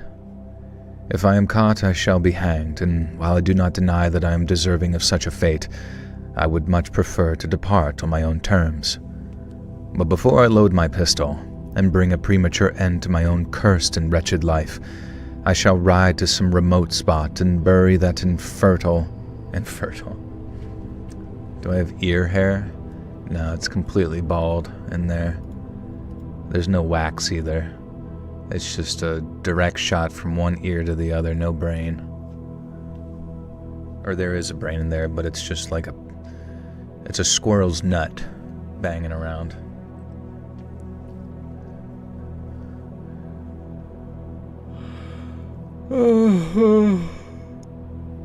The kid helps you in Pragmata. Right. It's so funny though, just like how Pragmata by itself, like, does it not feel like the abstract controversy that was drummed up on the realms of Blue Sky and Twitter, saying that, like, to have a fatherly instinct towards the, child in that game, they said it was like borderline pedophilic. But does anyone feel like that little culture war bullshit that you always see pop up with certain games, that every like reactionary YouTuber like froths at the mouth to like make a video about? Don't you think most of it feels so like forced? It's almost like the people that made Pragmata were like, okay, this needs to sell well, so here's what we do. We drum up some like sort of divisive narrative about something really disgusting and weird, and then cause everyone to argue about it, and it's our like viral marketing strategy. Does it not feel like a viral marketing strategy in some way? Because I mean, in a strange abstract sense, it almost like makes you want to play the game because people bitch about it so much. But at the same time, are they really bitching about it? Is anybody on the internet real?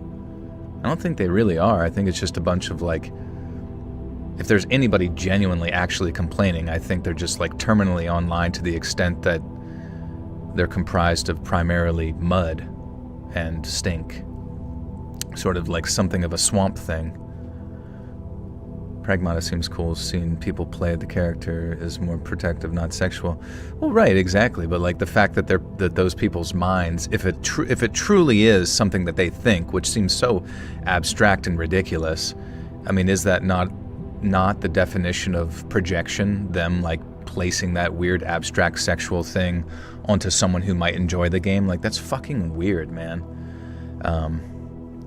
But hence why I'm just like, it's so abstract and stupid that it couldn't be anything but someone making that up basically to cause conversation to sell more units, you know, and get more people talking about it.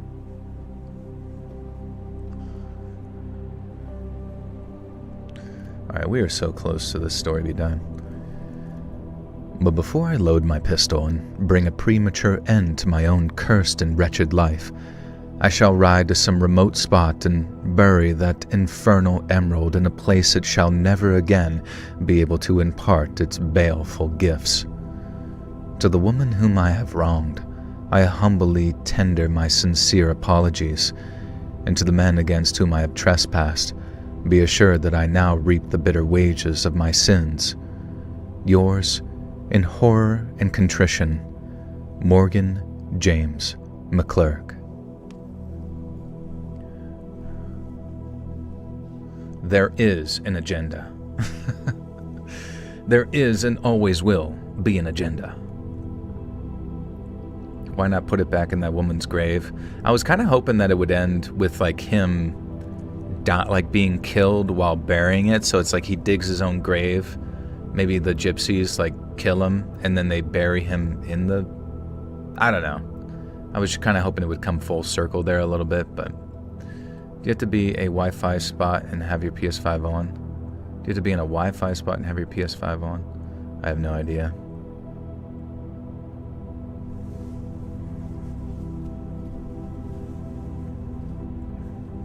How do you deal with your balding? I wear a really big toupee, but it's like, what does the toupee look like? It's actually a replica of Donald Trump's toupee. It's the exact hair. It's actually his. I stole his in his first presidency.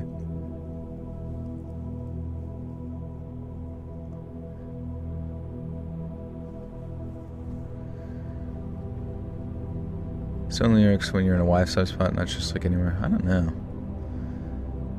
I don't know the tech, but basically remote play just on an actual... Oh, you're talking to each other. So I'm like thinking this is important. I have met many Zen masters, all of them cats.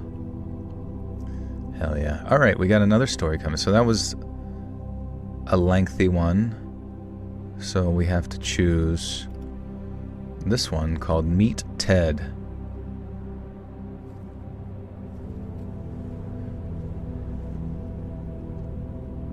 A front lace wig. The idea of... I do remember like a guy whenever I worked nursing.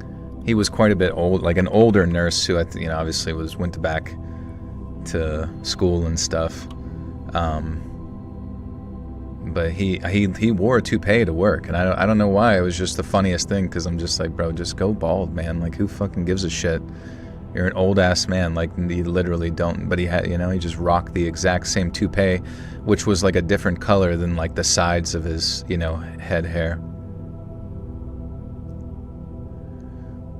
Yeah, I wear a MAGA hat with a red tail and a mullet. Put that on every day. To totally piss off the libs. And then they just stab me in the fucking neck.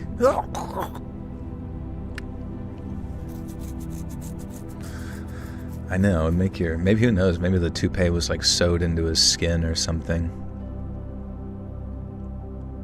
Am I a demon from hell secretly? I'm an angel from heaven. I don't know, do toupees have to be glued on?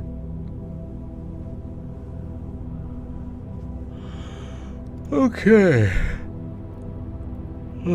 Odd profession to be so vain for. Oh yeah, nursing. I don't know, I think he must be from a different time, where the toupee was on his head in a time where people thought it worked or whatever. Binge the podcast, first time ever commenter, thanks for a somber sleeps friend. You're welcome, Ashley, good to see you. Why does the toupee never match? I know, right? They never get like an updated version. It's just like the same fucking like sheepskin rug that they used back in 1972.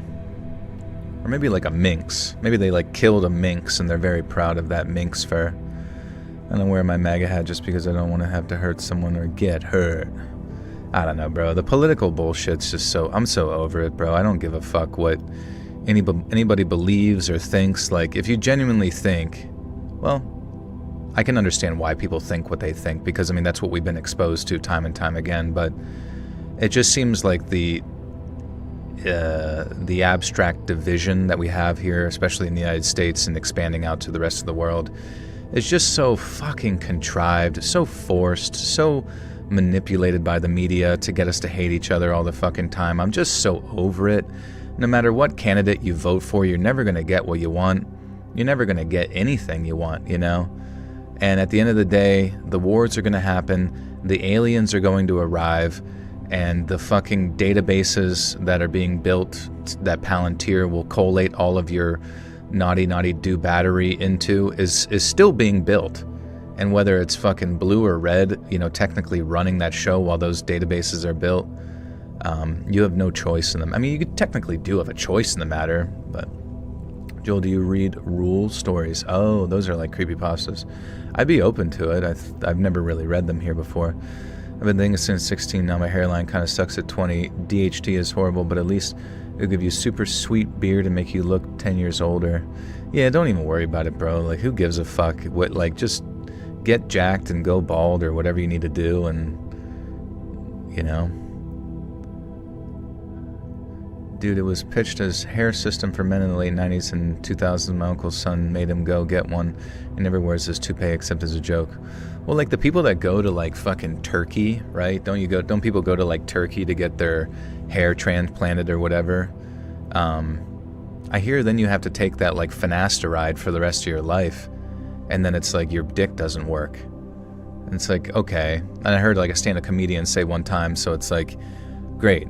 So now it's either I have to choose whether people want to fuck me or whether now I'm fuckable, but the one thing that I used to fuck doesn't work anymore. And it's like, it doesn't really seem like a great trade-off. What's up, Hillary? How we doing? So funny, I swear to God I went to school with a Hillary Todd, but I don't think you're them. They put a turkey on their head and hope people don't notice. Oh, that's right. Yeah, if you stick your head inside of a turkey, like stuffing, it should start to grow your hair back, I think.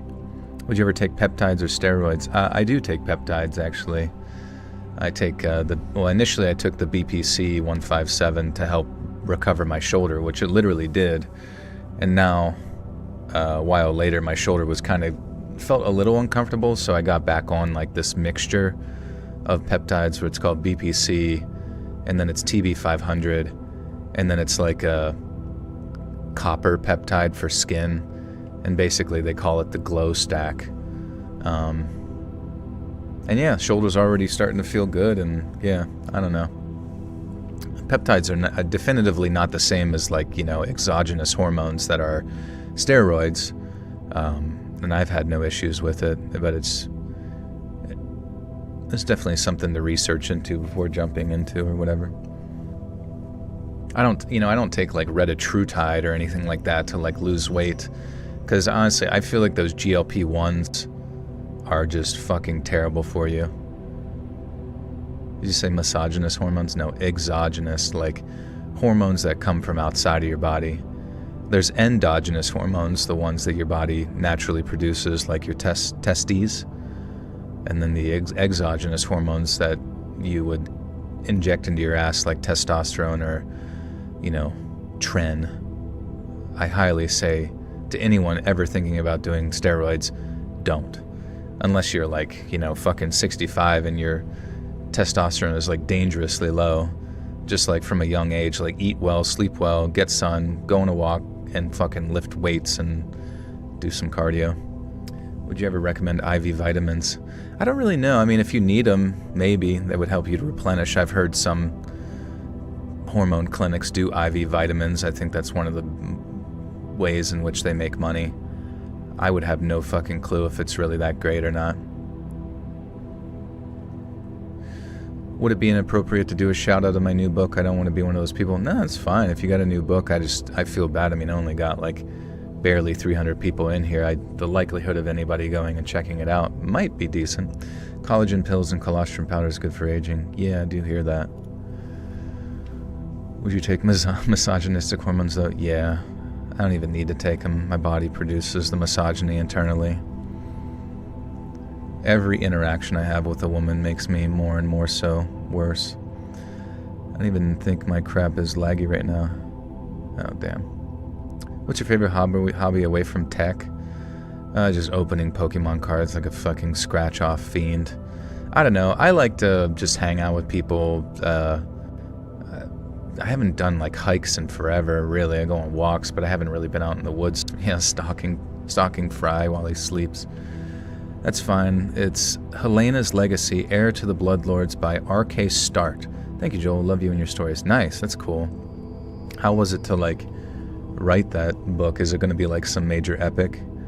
How far back you been doing lives, dude? Honestly, maybe all the way back in, like, 2017, 2018. I don't even fucking know. Like, basically, as soon as YouTube started it, and all it's done is make my numbers go down, sadly. Can you play any instruments? Sadly, no. Hey, sweetheart, long time no talk. Missed ya. How are you, and what do you been have for dinner? Tonight was a fasting night, so no food till tomorrow. But thank you. Good to see you, Mel. How we doing? Meet Ted. Just last month, Ted reached the ripe old age of 81. The people at his home brought him a cake, sang happy birthday, and even blew out the candles for him.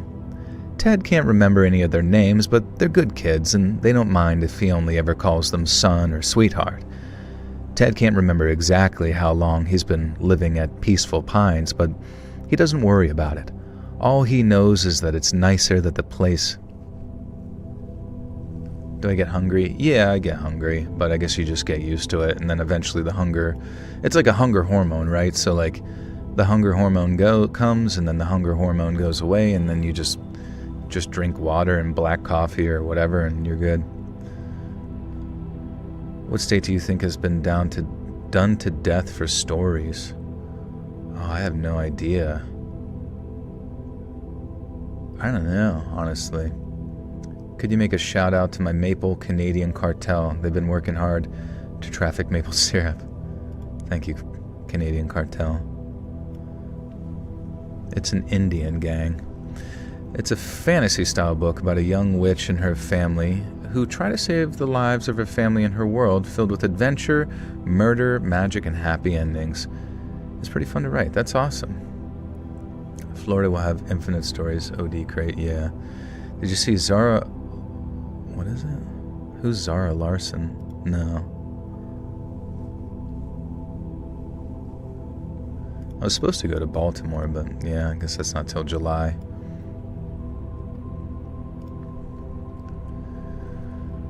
All he knows is that it's nicer than the place he used to live, and that the folks there are just about as nice can be. And the staff at Peaceful Pines are so nice, in fact, that they sometimes let Ted use one of the community iPads to check the football scores and read the headlines. But Ted doesn't care too much for spots or news. He doesn't recognize any of the players anymore, and all the bad news about the war over in England just makes him sad. And so instead, Ted watches YouTube videos. Last month, Ted spent the evening of his birthday watching a 2-hour nature documentary on animals with strange habits and abilities. He learned about how dolphins pass around pufferfish in the ocean and get high on their toxins. He also witnessed a demonstration of how horned lizards can shoot blood out of their eyes using tiny pressurized glands. A few days after that, when it was next to his turn to use the community iPad, Ted watched a documentary on Lord Frederick Stanley and his involvement in establishing ice hockey as Canada's national sport. Ted loved hockey, and at first I was like, oh shit, is this a story about me?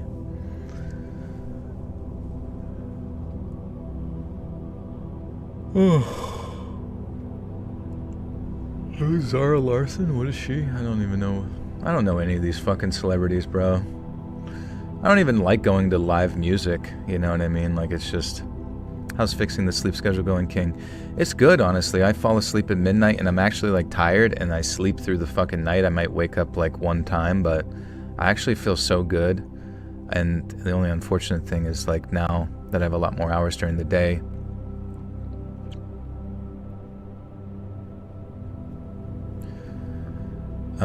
I get a little bored. I hope you get some good grub tomorrow. I have a postpartum breakdown at the grocery store. I came home to not hot water, so I made 2 frozen pizzas to calm my nerves. I'm trying to do my best.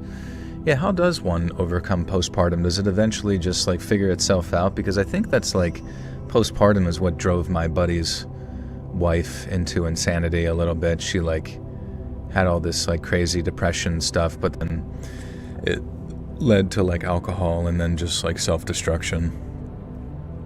It's a chemical thing. I know, but I mean, like, when does it chill out? Like, is there something you can, like, do to help normalize?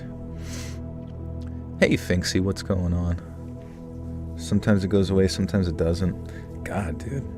That would almost make me want, if I had, like, a, you know, partner that wanted to have children, to, like, basically, let's just adopt or something, because I would hate to, like, absolutely fuck them up with a pregnancy or whatever. Not saying fuck them up, you know what I mean? Like, oh, you're playing Sons of the Forest. That's awesome. I love the Forest. It's so good. So I've already been. Do you like football, soccer? You know, I grew up with American football, right? So, like, that was my sport. I think soccer is a great sport. I never really got into it or anything because it's not very popular in the United States. Like, it's popular. There's people that play it, but it's not like American football with, like, college football and you know, hockey and basketball and baseball and all that kind of stuff.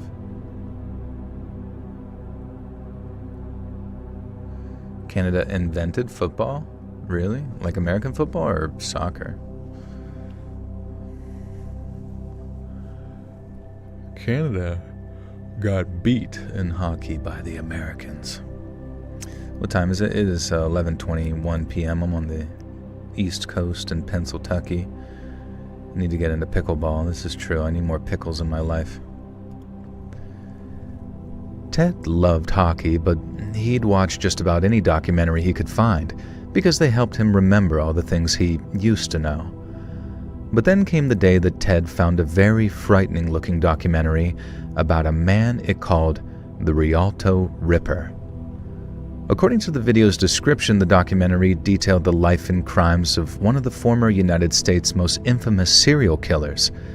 Ted remembered that something happened to America, but he couldn't remember when, and he couldn't remember what. He certainly didn't remember any serial killer named the Rialto Ripper, but since it also couldn't hurt to jog his memory a little, Ted tapped on the video's title and began watching.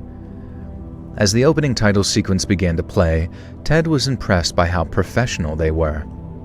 They were very sleek, but very ominous, enough to send a shiver down his spine, and the picture was so crisp and clean it astounded him. TV sure had come a long way since he was a boy, but it sure had gotten a heck of a lot darker too. When the title sequence ended, the mother of one of the victims appeared. The interview was heartbreaking, but it was well placed and centered the human impact of the murders. Centered.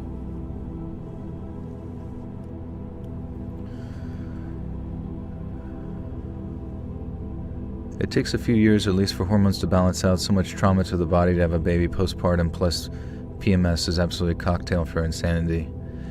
Do you ever kind of feel like you can recognize the insanity that's boiling up in oneself, understand where it's kind of originating from, and then just kind of ignore the sensations, you know what I mean? Because I remember sometimes I would get that way whenever I would drink too many energy drinks. I'm like, where's all this anxiety coming from? And then I would be like, oh yeah, it's this fucking drink right here. And then I would just sort of even though in the back of my head everything's racing nonstop, the person I'm talking to, I would just sort of pretend like I'm totally fine until it goes away. Justin, thank you for the 2. Says, I like you. Don't come to pickleball tomorrow. Thank you, Justin. Juicedon, they call him in Japan, aka Godzilla. You can do a point, but then again, it's hormonal, so it's harder. Well, I mean, that's kind of what the energy drink concept is. It's being filled with cortisol and stress hormone or whatever. But I'm not saying it's the exact same proportion of said hormones. But yeah, postpartum doesn't sound fun. Energy drinks are only worth using to get a job done, and you need to get it done that badly. Yeah, true. Joel's heart failed and he had a transplant of my heart. Oh, thank you. We have a good Godzilla as long as it's not American. Behavioral therapy can help you build skills to help cope with stuff like that up to a point. Yeah, I wonder if it's there's people that have postpartum therapy, it's designated specifically to help them with that. It's kind of unfortunate that occurs to someone after a pregnancy, because then you get terrified of the ones that go through it and then they drown their kids or some shit, you know what I mean? My French name is Zoel. Is that how they say their J's with a Z? Hey, Tea Time, what's up? Breathwork is profound, still the monkey mind. Breathwork. Yeah, I guess there's probably a ton of little hacks you could probably do to calm oneself down. Dr. Pepper is so good, I swear, good for you. It's good for postpartum depression. Neighbor, then I know it's internal hormones. Yeah.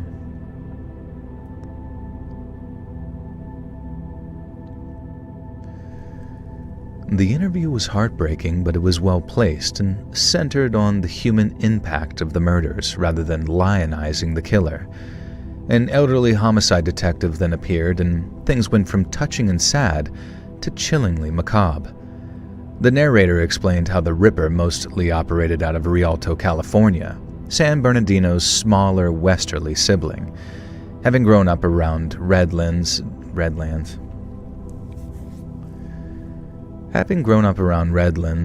Ted figured that he must have driven through Rialto once or twice around the time of the murders.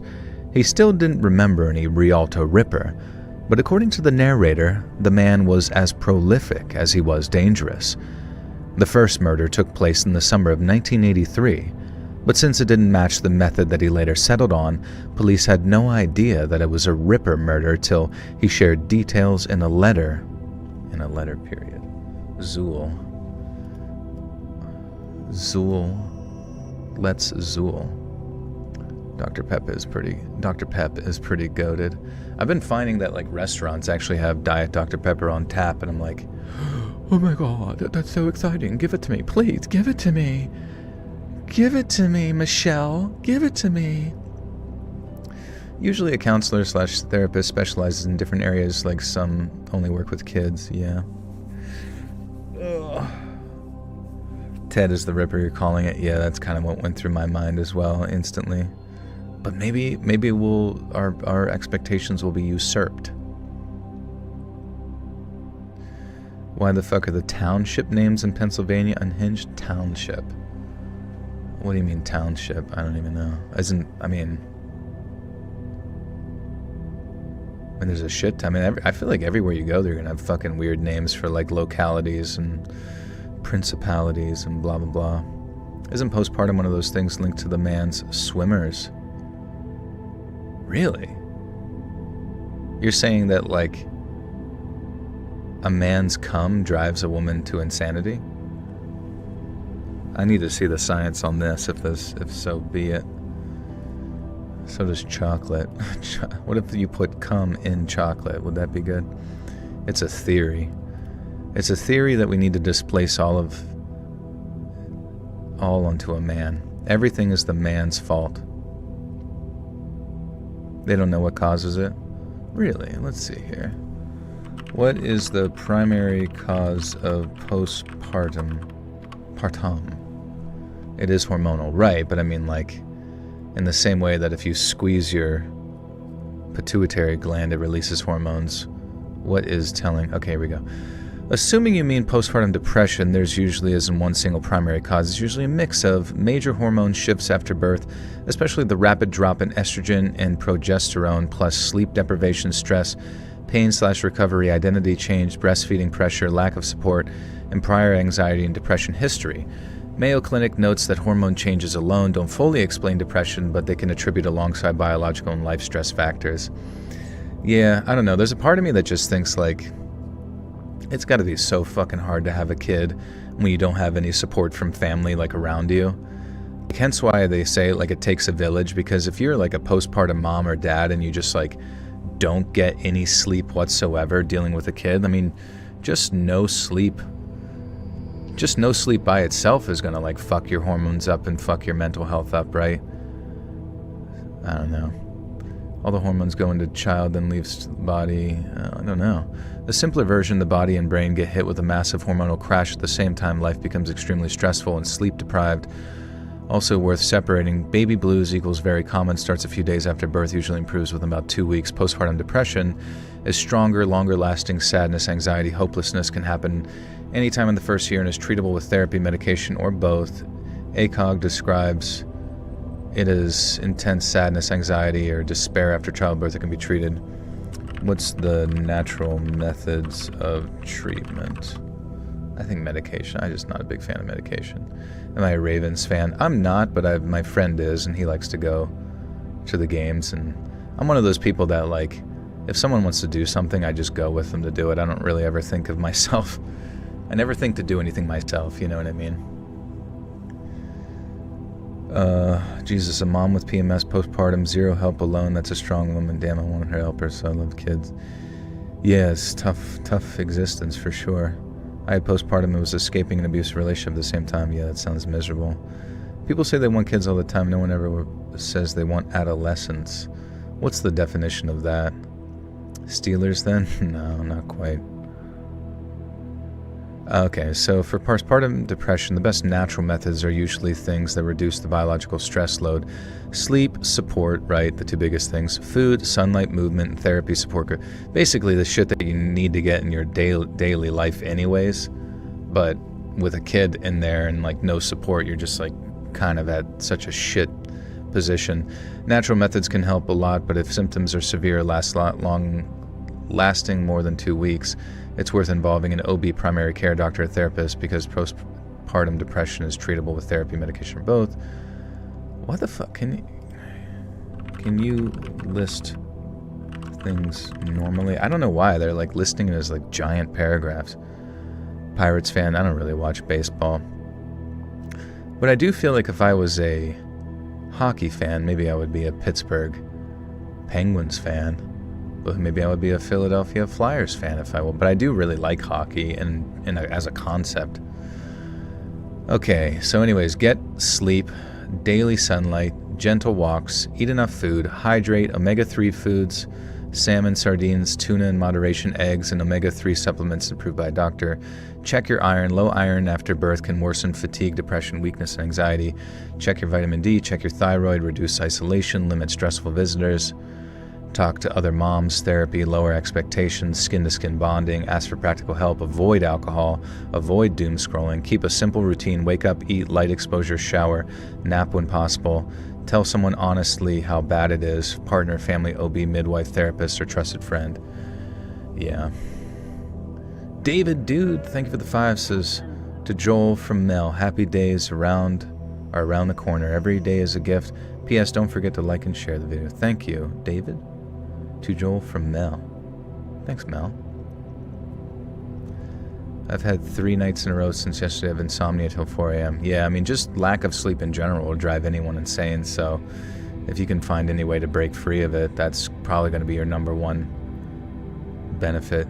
It generally comes from the fact that your hormones are all dropped onto the baby, and sometimes they don't come back as they should. Let me ask, last question here. When you have the baby, do all your hormones go to the baby? I just feel like that's not quite science, but let's see. No, your hormones don't go to the baby in the sense of being transferred away from you. What happens is more like during pregnancy, the placenta makes and regulates a lot of hormones, especially estrogen and progesterone. After birth, when the placenta is delivered, that hormone source is suddenly gone, so the mother's estrogen and progesterone levels drop very quickly, which can strongly affect mood, sleep, anxiety, crying spells, and emotional sensitivity. Oh, you know what? I wonder if they can, do, some brief period of time where you're doing hormone replacement therapy to, help the mother, just to, keep levels normal. Some hormones stay very active. Prolactin rises, continues of breastfeeding, helping milk production. Oxytocin rises during bonding, breastfeeding, concentration of the uterus. Cortisol and stress hormones can be high because birth, pain, healing, and sleep deprivation are all physically stressful. Joel, women are already hormonal, they just heighten them. Yeah, for sure. I mean, I understand it, you know what I mean? Hormones, yeah. Can hormone replacement get leaked into the milk, though? That's a good point. That would be probably the biggest concern. And then if you do get external hormones, would your body stop producing it in general? Kind of like when people take testosterone and all that kind of. Also, Sam Riding's on the podcast now and has more stuff coming. So this topical Joel is guest starred. Oh yeah, Sam does have stories coming out on the No Sleep podcast, so that is quite exciting, or has them already out rather. I would get cold easily before, and now I get hot easily. My kid is a hot child, sweaty childlike father. We must blame the dad at all costs. The first murder took place in the summer of 1983, but since it didn't match the method he later settled on, police had no idea it was a Ripper murder till he shared details in the letter. Details that only the killer and the cops could know. In his letter, sent around the time of his third murder, the Ripper said the teenage prostitute, who was merely beaten to death, constituted him warming up. He also compared it to the awkward fumblings of 2 teenage virgins, embarrassing but somehow also sacred. And the second murder, which occurred only a month later, is regarded by some as the true first Ripper murder, as it marked the first time he employed the method which made him famous. Looshless, a looshless society. They impart all of their loosh onto the child. We were building a house when we found out I was pregnant, working as an RN, went into labor while I worked. Beautiful baby boy, it was rough, but you never know how strong you are. Yeah, for sure. It's tough because nurses always end up having to go back to work so quickly, it seems like. It's almost as if someone suddenly and abruptly stops taking medication they've been for a long time that could be detrimental. Yeah, for sure. It's just strange that that's sort of the natural way of things. It almost makes you wonder, in the design of the human body, what was the benefit to, drive a woman crazy, you know? David, thank you for the 5, says, I forgot. Happy early Mother's Day. That's true. Someone said it's May 11th, I think.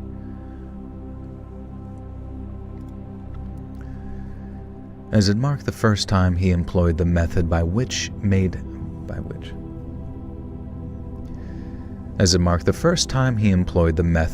which made him famous, ripping.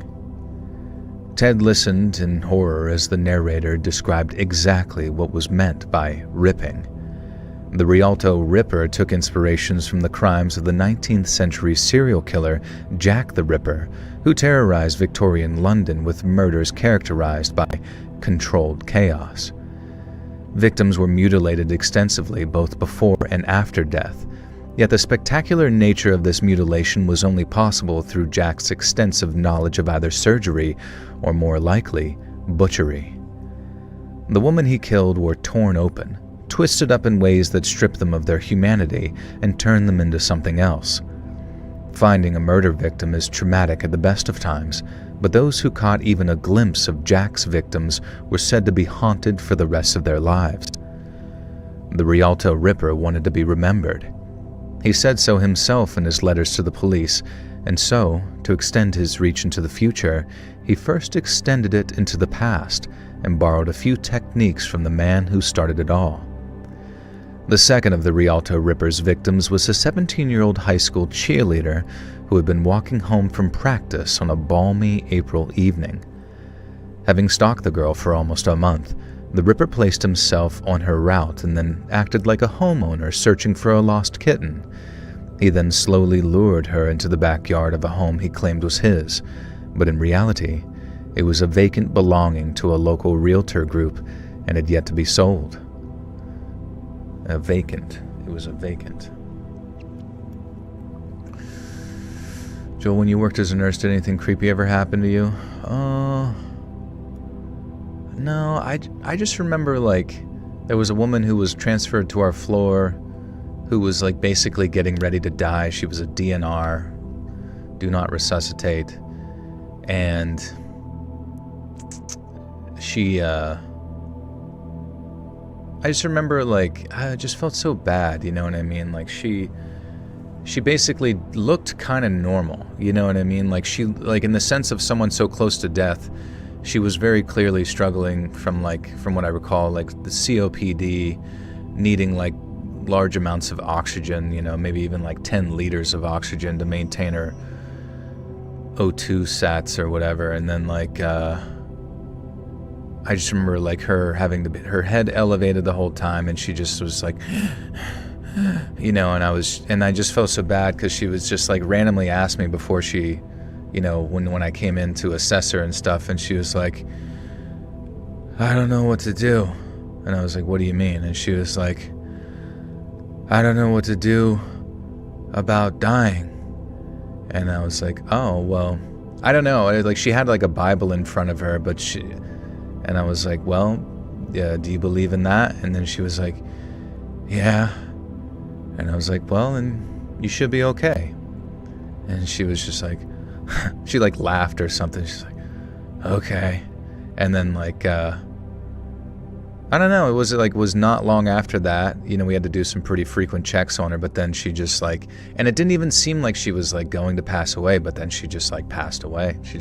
One of the nursing assistants came out and told me that, you know, I forget what room she was in, like 286 or something like that, had passed away. And it was like, oh, fuck, okay. And then you go in there, and it's just like, I don't know, it's just crazy. It's like someone's there one day, and then, or 1 second, and then she's just fucking dead, you know? Yeah, and she was all alone in that room. That's what was so sad. She was just this older woman who seemed to still have her wits about her, even as her body was failing. And, yeah,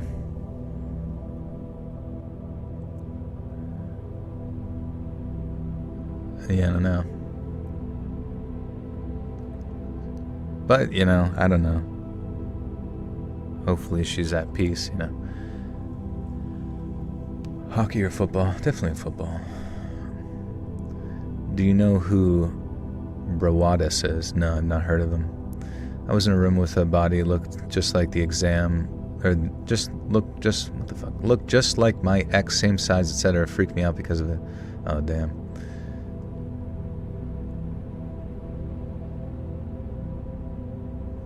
I know. To die alone without family, it's a kind of a nightmare of my own. I heard about some person's dogs passing. I did not. That's sad though. It's hard to lose anybody, right? Especially an animal. Just wanted to let you know, Joe, I donated another $1,000 last Friday in your name. That's $10,000. Thank you, bro. We should be good now.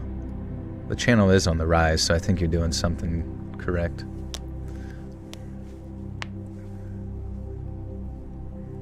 I, for one, am glad Joel does YouTube instead. Yeah, I mean, I don't know. Sometimes I, like, I'm in the shower and I'm like, maybe this is my purpose in life, just to, like, help people fall asleep. Because, I mean, sleep is so important, right? You know, the postpartum stuff, like, your mental health stuff, like, just in any scenario, if you don't get a good night's sleep, you're just mentally not going to be all there or whatever. And so to be able to get it, and me being able to help people do that, is probably the most important thing I could do. You make me not sleep? Really? I thought you jerked off to this stuff, Justin. Did you hear about the hantavirus on the cruise ship? No, what's the hantavirus? 3 dead in suspected hantavirus outbreak on Atlantic cruise ship. Holy shit. You can survive the hantavirus, but it's serious, potentially fatal disease requiring immediate medical attention, while the mortality rate of the hantavirus pulmonary syndrome, HPS, is high, approximately, holy shit, 35-38%. Early detection, diagnosis, intensive care support, treatment, significantly increased chances of full recovery. No specific cure, act fast, I wonder if they even let people come back, or they have to, like, test. That's fucking crazy. What is the hantavirus? Is a rare but severe, often fatal respiratory disease transmitted to humans primarily through contact with infected wild rodent urine, feces, or saliva. Damn. Hantavirus pulmonary syndrome, characterized by rapid fluid buildup in the lungs with a mortality rate of up to 50% in some regions. Fuck, man, that's terrifying. So there's like rats on the boat. What's it called when a DNR can be overruled? No, honestly. What's it called when a DNR can be overruled? When a do not resuscitate order is overruled, is called a revocation or rescinding of the order. The patient or the authorized healthcare proxy agent can revoke the DNR verbally in writing, or by destroying the document is a reversal of DNR, restoring full code status. Interesting. My Aussie gal dog named Secret painted Kanashi from Spirited Away. Interesting. Wait, your dog made a painting?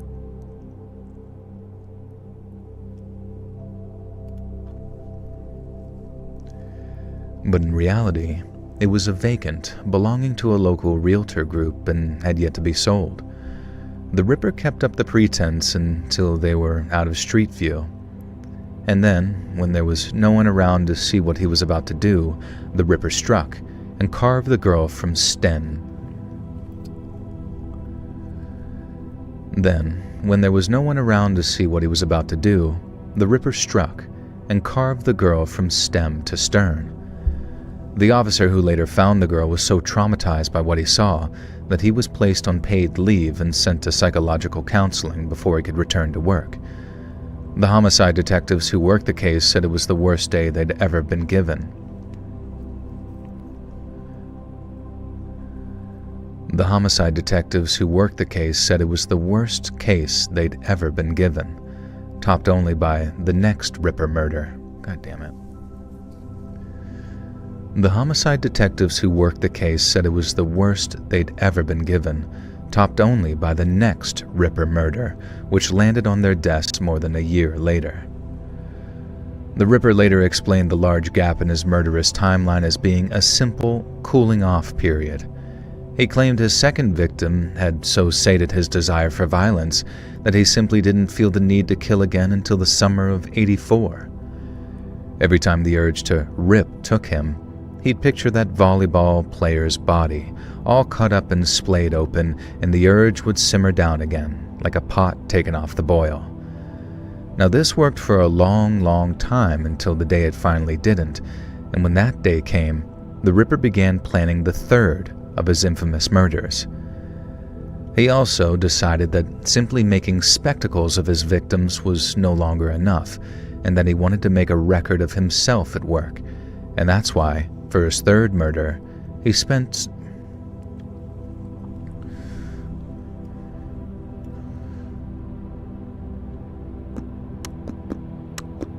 the Ripper went on a sabbatical. Joel, if I sent you $2,000, will you burp uwu? Yeah, try my best. Fun fact, in embalming school, they bring bodies to the college for us to embalm for actual funerals through a secret elevator. Interesting. The secret dead body elevator that I accidentally took that one time. That's why, for his third murder, he spent months scouting out secluded or abandoned locations at which to shoot what he referred to as his manifesto. Wait, what? He also decided that simply making spectacles of his victims was no longer enough, and that he wanted to make a record of himself at work. That's why, for his third murder, he spent months scouting out secluded or abandoned locations at which to shoot what he referred to as his manifesto. When the Ripper's third victim woke up from her chloroform nap, she found herself inside a soundproofed shipping container, naked and tied to a chair. Police were able to locate the shipping container, but they were able to recover the body. Weren't able to.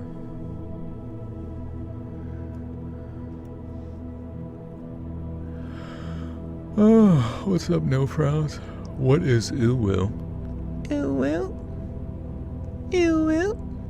Remember when I told you to put "uwa" at the end of the community post and a handful of people got genuinely angry? I do remember that. They said, don't say that. Don't say that. That's only for little girls, not big men with hair.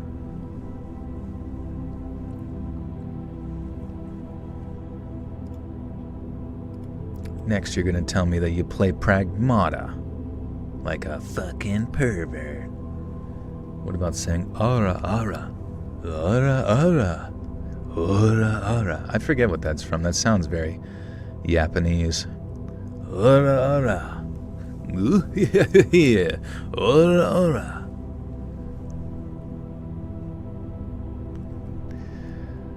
Police were able to locate the shipping container, but they weren't. Motherfucker.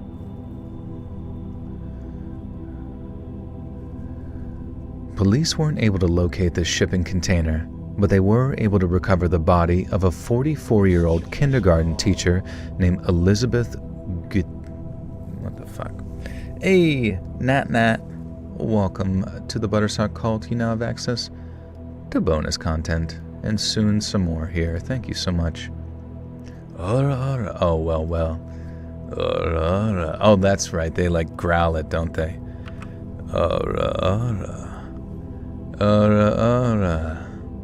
You have to say it like that. Gutierrez. Guggenheim. Watch every single anime you are in, Joel. Dude, I would fucking literally kill someone like the San Antonio Ripper here to be in an anime. Just to be in an anime, you know? I'd be so proud. I'd be such a proud little fella. I just don't know how it happens. Justin, do you know how I get an agent? Can you please tell me how to get, like, an agent that isn't gonna, like, fuck me in my butt? Both physically and metaphorically. Misfits of Demon King Academy was my first anime I watched 6 months ago. Even if it's like a cringe anime, I still would have so much fun with it and do my best. That's my audition. I will do my best. Joel, I'm suffering from terrible terminal disease. Unfortunately, my last and only wish is for you to end another video with bad bye. Just one more time before I die, please. What are you talking? What's happening, Springston? I'm sorry to hear that, man. What the heck? Bad bye. How does it go? Remember, bad bye. Oh, like goodbye. That's right. You gotta grab them ankles, boy. Why is it that every person who directs and produces all of the animes that I'm in just so happen to be P. Diddy? I embalm them, replacing blood with arterial fluid through the right carotid artery, drain out the jugular, rebuild people from car accidents, prepare bodies after autopsies, building jumps. Holy fuck, dude, that's crazy. Theo Von's anime. Bobby. Oh yeah, right. Bobby. Bobby. That was one of my favorite clips from Theo. He's so fucking funny. Bobby. We need a certain type of agent, and we can at least look into options. Right, yeah. This isn't the Make-A-Wish. No, wait, come on now. Jesus Christ. Alright. Police weren't able to locate the shipping container,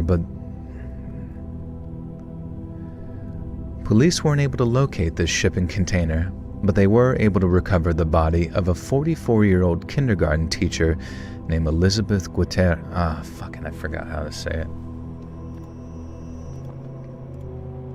Gutierrez. God dang it, Bobby. Bobby. Bobby. God dang it, Bobby. Aura. Ooh, woo. God, Bobby. Ooh, I heard him say, ooh, woo. Police weren't able to locate the shipping container, but they were able to recover the body of a 44-year-old kindergarten teacher named Elizabeth Gutierrez, or at least the pieces the Ripper allowed them to find. Over the course of a 52-minute video recording, the Ripper documents himself dismembering Mrs. Gutierrez while she's still alive. He also prevents her from passing out through the applications of tourniquets and by administering epinephrine. During the final 10 minutes of the recording, a pale and blood-soaked Gutierrez... Motherfucker, how do I keep fucking this up? Gutierrez. Okay, yeah, I guess that's fine. I bet your gamer tag is Pasta Body Boot. Thanks. Justin, you don't play video games. You're such a liar. There's no one easier to suss out than a fake gamer. Gutierrez. Alright, thank you, Dead Bear. That does help. Gutierrez. Okay. During the final 10 minutes of the recording, a pale and blood-soaked Gutierrez can be seen conscious despite having her breast, most of her face, and all 4 of her limbs removed. Then, and only then, does the Ripper begin beheading her with what appears to be a pruning saw. Since the recording was intended for public viewing, the Ripper took a number of steps to conceal his identity, so despite a copy ending up in the mailbox of the Rialto Police Department. I think I remember years ago you advertised Babbel or something. You said you were learning Spanish. Yeah, I'm still working on it. So despite a copy ending up in the mailbox of the Rialto Police Department, it played little to no role in their efforts to apprehend him. Ted listened in horror as the narrator described the Ripper's final 3 murders, with each one being more frightening and disturbing than the last. He butchered one victim, then spread her remains over the length and breadth of Southern California, ensuring her family would never get to bury a full set of remains. He forced another to write a letter to family members explaining how she would serve him in the afterlife after she was tortured, violated, and murdered. Ted could barely even conceive of such an evil existing in the universe. He knew there were serial killers. He even remembered the trial of another famous Ted back in the early 80s. But to think that there were people even more monstrous out there who took such sweet pleasure in abject suffering and made him sick to his stomach. Now, by the time the narrator began to explain how the Ripper was caught, Ted breathed a sigh of relief. It was a comfort to know a man like that was off the streets, but it was a cold one, because nothing the police or the justice system could ever do could undo the pain he'd inflicted and the grief he'd sown. He might have gone on killing for much longer, too, if it wasn't for one fatal mistake. In order to finance his depravities, the Ripper utilized credit card fraud. Things like video cameras, cassette tapes, and amateur production equipment didn't come cheap, and purchasing them using his own credit cards would leave a paper trail. The Ripper sought a solution, and he found it in small-scale financial crime. It was risky, but that risk was much lower back in... Credit card fraud. Credit card frog. What's up, Nasty Nate? How you doing? Propane and propane accessory. BDSM and BDSM accessories. Can you guys behave without me for the last bit? I gotta go do some stuff. Speak Spanish and is surrounded by only Mexican in deep South Texas by the border. There you go. Hey, there you go. Being born in a place. Am I going to bed at midnight? Yeah, I'll probably finish out this story and we'll bounce here. We got a little bit more to go. What would you do if a new president came into office and banned any and all scawny things? Banned any all scawny things. What are you talking about? Oh, any and all scary things. I don't like things being spooky. No more spooky stuff. I can't get to bed. Even with Let's Read sultry tones, I stay up really late and then I get postpartum. Joe Biden. Hey, Joe. We gotta get rid of all the spooky stuff. It's keeping me up at night. Way past my bedtime. It was risky, but that risk was much lower back in the 80s, and more importantly, it meant if any of his equipment was recovered by police, there was nothing tying him to the purchases. Or at least, that's what he thought. During the sixth and final Ripper murder, it's believed he was interrupted while in the process of mutilating his victim. It seems one of the abandoned locations he scouted had finally found a buyer, and wanting to preserve their already depreciated property.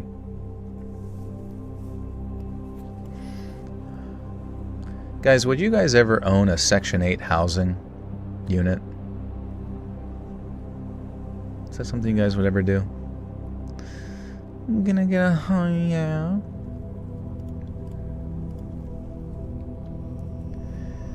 It seems one of the abandoned locations he scouted had finally found a buyer, and wanting to preserve their already depreciated property, security was hired to keep local teenagers from turning it into a concrete canvas. At first, the security guard believed that he'd interrupted two drunk teenagers making whoopee, but when he realized what was really going on, he gave chase.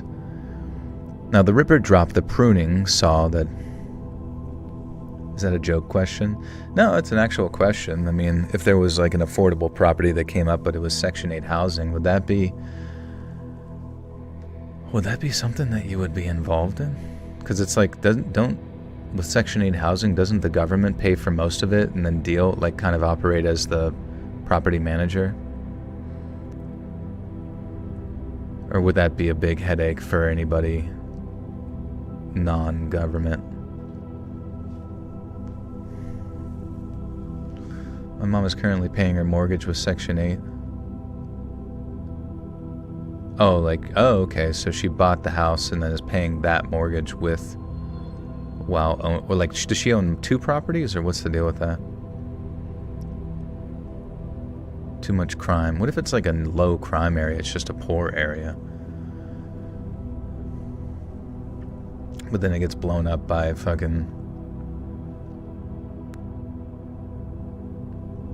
gets blown up by meth. That'd be kind of funny. It's a monthly voucher and you can purchase property from anyone. Huh? And then just turn it into Section 8? Section 8 people can still skip rent. But then the government, the taxpayer subsidizes it, right? Or something. Like how you went from talking dirty to Section 8. Yeah, sorry. I don't even know.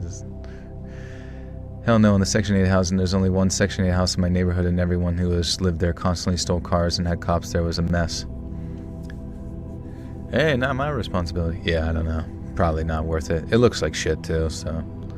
There's a Section 8 in Pennsylvania. Oh, yeah, anywhere you go, it's Section 8. I mean... What do we truly own in this world, eh? Yeah, what is the definition of ownership? Other than our own bodies, I suppose, but even then, not always. Mortgages are too expensive nowadays. I'm getting a travel trailer since I travel for work and live my best life. That doesn't sound terrible. Have you been to Schittsburg? Of course. Alright, he'd hired guards to protect them. The Ripper dropped the pruning saw he'd been using to carve up 38-year-old Tiffany Masters so he could escape over a chain-link fence. There were no fingerprints on it, and it had been purchased through a catalog using a fraudulent credit card, so the Ripper thought nothing of abandoning it in pursuit of escape. But as it turned out, he'd made one great mistake. Once detectives traced the pruning saw to the company it had been purchased from, they not only knew the number that the credit card it traced back to a Section 8 house. Although there's potentially a serial killer at large in Chicago suburbs, so maybe I would. Yeah, there's always a serial killer on the go, huh? I'm a travel nurse, that's why I mentioned a travel trailer. And you can't afford a mortgage with well, I guess if you're traveling, I'm sure you save a lot of money. Don't they give you like housing stipends or anything for traveling as a nurse? What's wrong with the travel nurse? I never said anything's wrong with it, no. Since she was 100%, she had to get $550 or less. She could pay extra, or that would void the Section 8. Ugh, it just sounds like I don't even want to deal with that fucking headache, honestly. What's wrong with the travel nurse? Asking as a non-nurse. Did I say something was wrong with the travel nurse? I don't think I said anything bad, did I? I'm your guys' travel nurse. It's been another year listening to your videos, one of the few consistent things in my life. Thank you, Konzi. Good to see you. Oh, not me. Okay, no worries. I do recall that travel nurses were always interesting that we worked with. They always had a lot of personality. Some of them had some drug addictions, kind of random though. They would get fired, but I don't know. I always felt bad for the travel nurses because it's always like they had to learn so much stuff so fast, you know what I mean? And then they also had to fit into a certain social environment that, you know, was very catty. Like, it's all women, right? So they all like have their ways about things, that they like things done, and you know, a new person comes into the mix who may or may not think that they know everything or has a lot of experience, and you basically get accepted or you get ostracized like very quickly. It's just fucking stupid as shit because we're like all working professionals, but what do you fucking expect? You love it, you love helping people, that's good. You probably save a ton of money and get paid good too. I got paid good. Joel gave me an IV back in college, but it was piss. He said if I told anyone, he'd change it to poop. Okay, yeah, it's like it's like a big piss bag, but then there's like a, you know how they have the antibiotic secondary bags, but it's just poop. That'd be fucking so funny. All right, and then I come up like, you're like, nurse, I need the PRN cum. And then I stop the IV for a second to inject cum into your vein. All right, guys, enough with these immature thoughts. God. Once detectives traced the pruning saw to the company it had been purchased from, they not only knew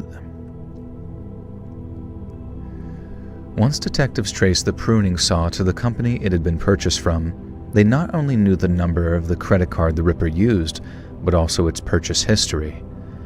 The list of items constituted everything the Ripper employed during his diabolical scheme, from tools to soundproofing equipment, but to the frustration of detectives, every single purchase had been made from one of several hardware and electronics catalogs. Every purchase, except one. Way down the list and dated in the weeks prior to the final murder, 2 purchases had been made at a gas station on South Cedar Avenue. They totaled $11.49 and were listed as gas and coffee. Detectives rushed to obtain the gas station's security camera footage from the date of the purchase, and then with the aid of the clerk, they were able to pinpoint the exact moment the purchase was made, and when they did, it constituted a huge break in the case. Because standing in front of the counter, right there in the grainy footage, was none other than the Rialto Ripper himself. Ted gasped as stills from the security camera footage appeared on the iPad screen. There was something oddly familiar about the man's shape, something which suggested he knew the man. But that was impossible. Ted didn't know any murderers, and even if his memory was getting a little worse for the wear these days, he always remembered the important stuff like that. Deciding his mind was simply playing tricks on him, Ted watched on, listening as the narrator explained how the Ripper's truck was tracked down. It took a heck of a lot of effort to figure out how many cars of the exact.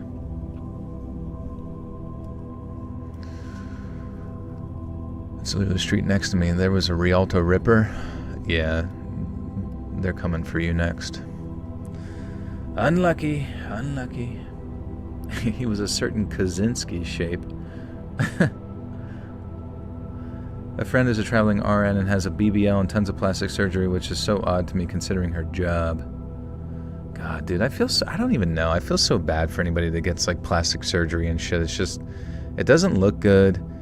It's just, I don't even know. To me, it just seems like you're walking around like sloshing, like you're sloshing around like a water balloon filled with goo. You know what I mean? What's the scariest story for y'all? I can't even talk about it. It's too spooky. I actually want to get something done on my face, but I'm scared. No, Justin, no. Fucking no. Like, it doesn't work. It doesn't look good. It never looks good. It looks odd. I mean, literally, it's a rarity. It's a legitimate rarity for a plastic surgeon to successfully create something on somebody's face other than like, you know, maybe a cosmetic surgery to help with a scar or something like that. But like all of these ideas where you just like don't accept what your face looks like and then somebody makes the changes to it, such as injections or whatever, facelifts, all that strange stuff. It's so obvious. I mean, and then it begins this like cascade effect of like endless surgeries till you're old, and then you look like fucking Simon Cowell. Have you seen Simon Cowell lately? He is terrifying. He looks like a reptilian wearing human garb. Basically you should do it yourself. DIY plastic surgery. Just kidding. How long is too long for a story submission? Maybe anything longer than like 3,000 to 4,000 words might be really pushing it. Chat disconnected. Oh, really? Let's see. Oh, no, I don't see anything. Did I get your story? Was it awful? I don't remember. What was it about? The chat's lagging. Damn, dude. I do have someone coming to my house here soon to talk about like switching over to a new fiber type of internet where it's still essentially the same download speed, but it's going to be way faster upload. So I'm really hoping that maybe the fast upload will maybe potentially get to you guys in lightning speed. I don't know. I don't know if it matters or it's just YouTube's end or your end. Have you tried look smacking and breaking your bones to grow them back more prominent? Yeah, usually every night before bed I'll brush my teeth and then grab a hammer.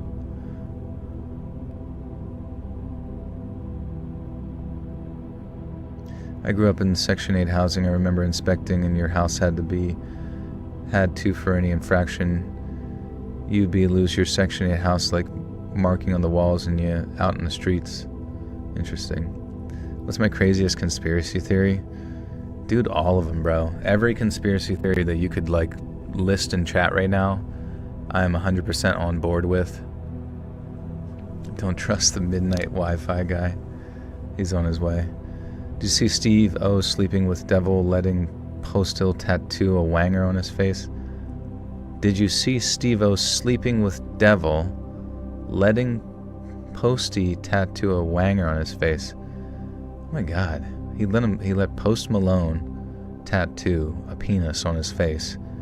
That guy is cooked, man. I feel bad for him. If you had a yacht, what would you name it? Probably the SS Marmalade. I always thought that would be funny. Welcome aboard the SS Marmalade.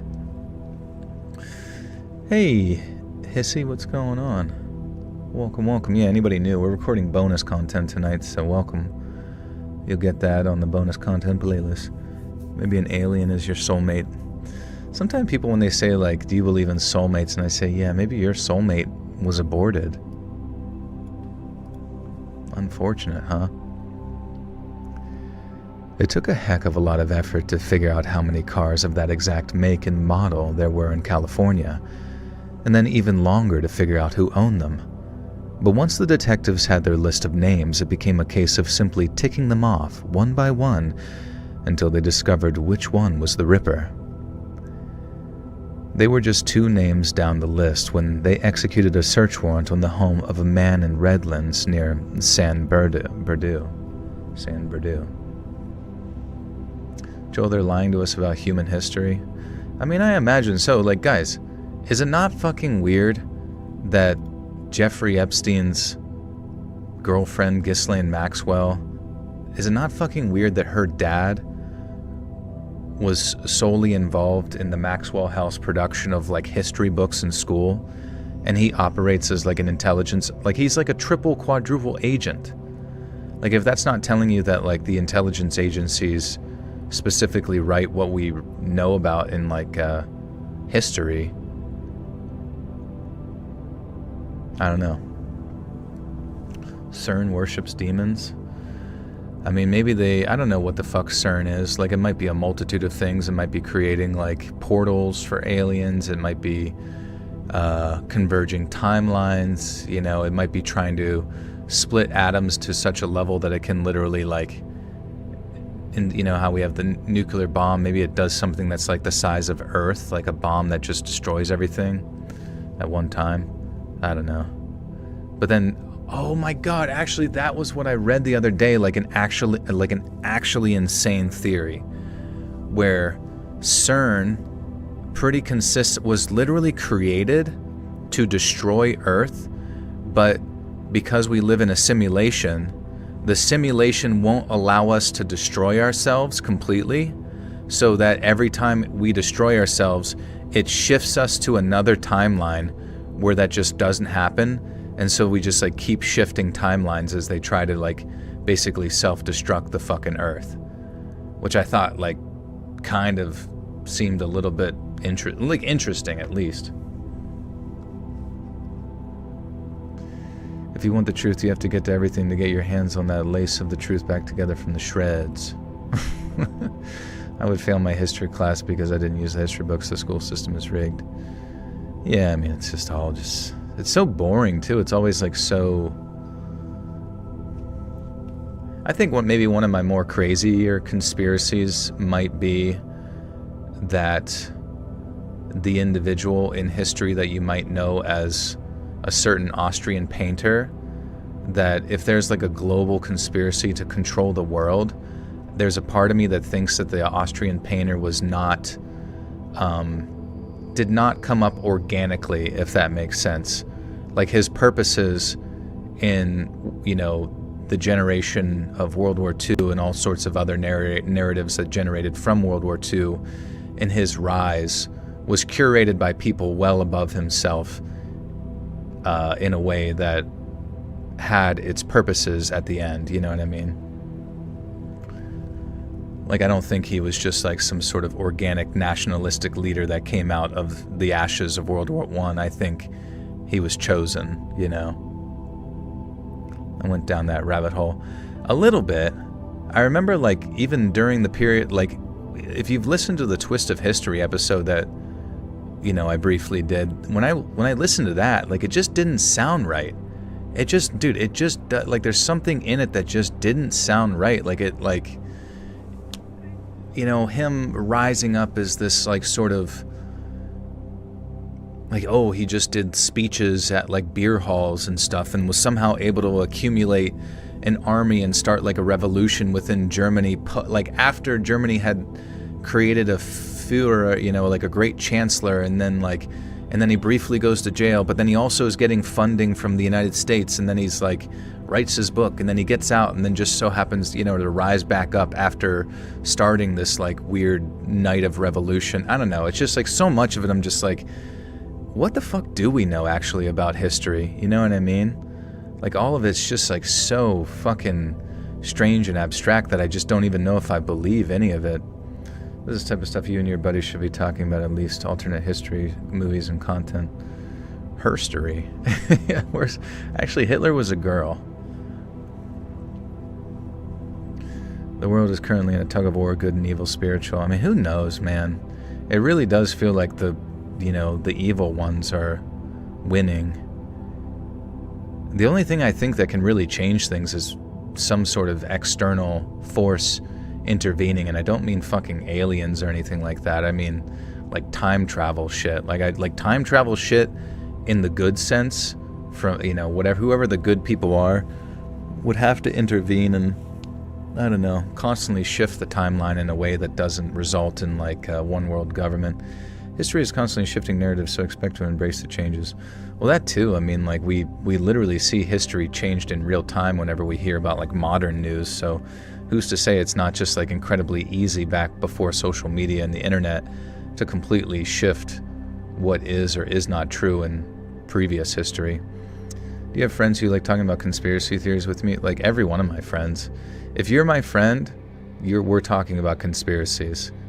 If you get offended by talking about conspiracies or whatever, if you get offended at all as my friend, you're probably not my friend. You know what I mean? Like the people that like are so up their own ass about like certain narratives or getting offended about stuff, to me, just like they just seem like people who love to smell their own farts. Like they can't have their worldview even remotely challenged, or like they just like their identity breaks down, right? And to me, those are like some of the most insufferable people. And the worst part is, I'm not going to be the one that sits there and tells them that they're shitty. Like I'm not going to sit there and tell them to grow the fuck up. I'm not going to be the one to sit there and tell them that they need to get over themselves. I'm just going to fade into the background and never speak to them again.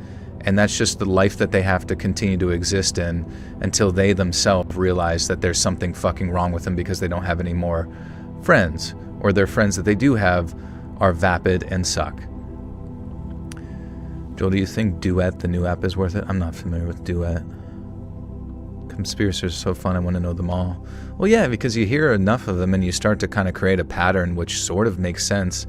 And the fact that like just asking questions about reality is somehow like offensive to the extent that it could like someone's going to extrapolate your theories to eventually create like Hitler 2, Electric Boogaloo. It's just like, shut the fuck up, dude.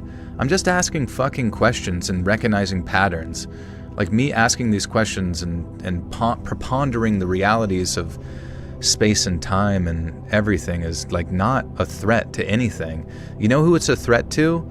The power structures that have convinced you that their narratives are the only ones that you should trust. Or your like, you know, very fragile sense of identity that you have attached. I mean, they're narratives. They're literally just words. They're literally just stories. And you've attached your identity to them. Like, how weak is your psyche to allow that to happen? Like, it's childish to me. Even more childish than my ridiculous concepts of reptiles. I don't know. Justin Ballas, thank you for the 5. It's not 7 grams of protein, it's 7G protein. It's protein that is beamed into you by a cell phone tower. Stay woke, boys. See, that's what I've been saying. Asking questions is good, but you have to step back every once in a while and remember that correlation does not equal causation. I agree. I think having a healthy, like, because, I mean, there's a lot of, like, conspiracy people I see, especially in the Instagram realm, who will list out a bunch of, like, ridiculous shit, but then do nothing to, like, really back up what they say. And I think it's totally fine to exist in a state of, like, this is a general curiosity, but I'm not going to sit here and, like, allow it to dictate my sense of reality or existence or drive me to insanity. But I think some of the most frustrating people are the ones that, like, you try to entertain these ideas and they're always like, whoa, whoa, whoa, whoa, buddy. Whoa, whoa, whoa. Where are you going with that one? Careful, careful. It's like, dude, I'm using words. Like, what's the difference between me asking these questions and me fucking farting right now? Literally nothing. Dating horror stories got me creeped. I'm almost to leave my profile. Met a dude in a room thinking she was... Oh, sorry. Am I autistic? No, I don't think so. I don't think I'm autistic or anything like that. I've never struggled with, like, school or never, you know, had any sort of behavioral issues or whatever is the definition. I mean, the definition of fucking autistic, like, back when I was younger, the kid, like, in the corner, like, clapping and, like, with a dunce hat on was, like, autistic, you know what I mean? Like, nowadays, it's like everybody just fucking says it so they can get Adderall or some shit. Joel, conspiratards are the same as the people you're talking about, the two sides of the same coin. I do agree with that to an extent. Like, there are people that you can't take them out of their, like, little QAnon world, right? You know what I mean? The ones who are like, trust the plan. But what I'm saying is that, like, you have to be open-minded about all of it. You can't allow the realm of, like, reality and politics or whatever narratives we have to completely dictate you to the point where you exist within, like, a little tribe. Whether that tribe is on the left, whether that tribe is on the right, you're always going to go to a point where you basically are going to religiously have yourself blinded. And basically the trick, I believe, is to not allow yourself to be blinded or so tied to these senses of identity that they become basically undeniable dogma in your head.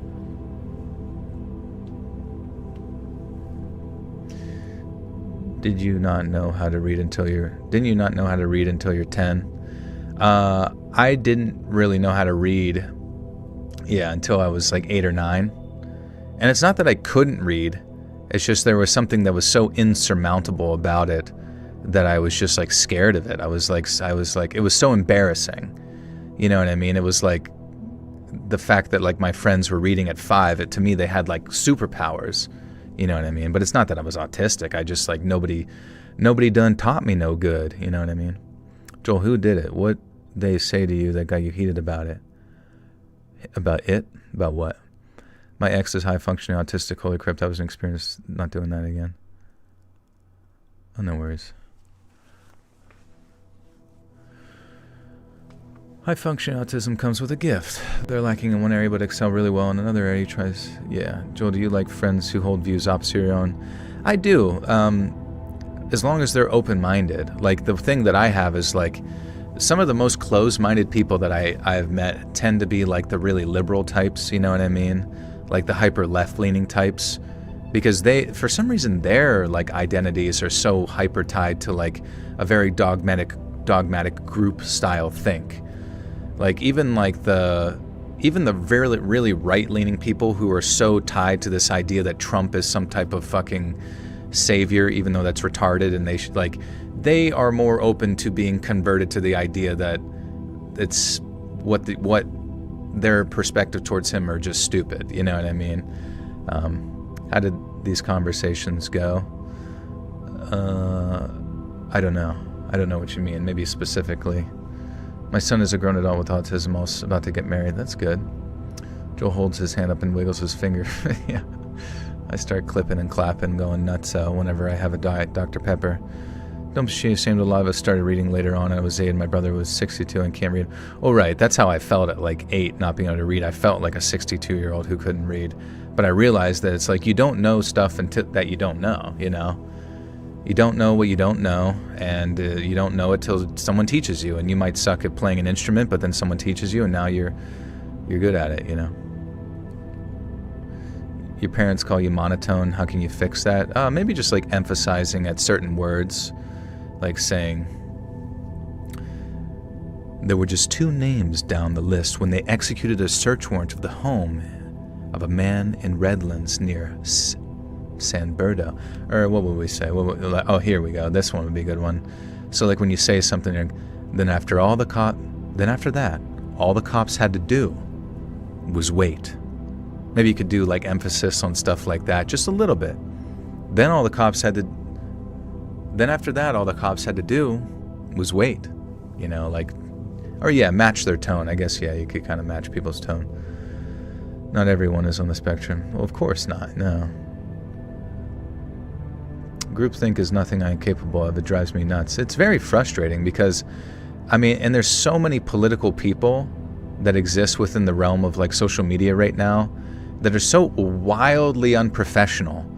Like, do you remember the days, and this might be long ago, but like when you were a political pundit of sort, you generally did have to hold your own in a respectful debate. And now they don't do it anymore. They don't do respectful debates. They sit there and say like, who would you fight? Who would you box? And it's like, shut the fuck up, man. Just because they disagree on your political takes or something because you're psycho and like say that, you know, try to like demonize everyone that disagrees with you, it doesn't mean you have to like box them or fight them or, punch a Nazi, all this retarded shit. Just shut up, man. Like, just take your points, make your points, understand that other people have different points, and, like, communicate them effectively. Like, this constant demonizing of the other person is just, like, so illogical. It's either you or the social media is generally making everyone awkward and weird as fuck.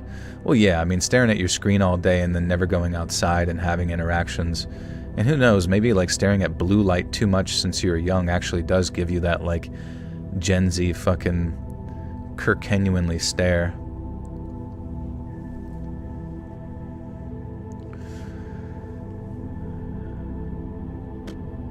I always say I don't know enough about that to have an opinion, which is fair. You don't always have to have an opinion of stuff just because someone insane walks up to you and says, "You must believe what I believe. Did you put the lamb's blood on your door? Oh, you didn't put the lamb's blood on your door? Well, then obviously the angel of death will pass by and take your firstborn, as is our right, dictated by God." You're a big fan of the enemies to lovers trope. What's that mean? How did I not get held back in school? Let's see. Well, I guess I did what I... It's not like I don't even know. I vaguely recall, like, the proficiency in, like, fearlessness towards reading didn't really, like, begin until much later than my peers. But it wasn't enough to, like, absolutely fuck me or anything like that, you know? They were just 2 names down the list when they executed a search warrant on the home of a man in Redlands, near San Bernardino. He wasn't home at the time, but police officers found a whole bunch of soundproofing material, the exact same variety visible in the shipping container Damn it. He wasn't home at the time, but police...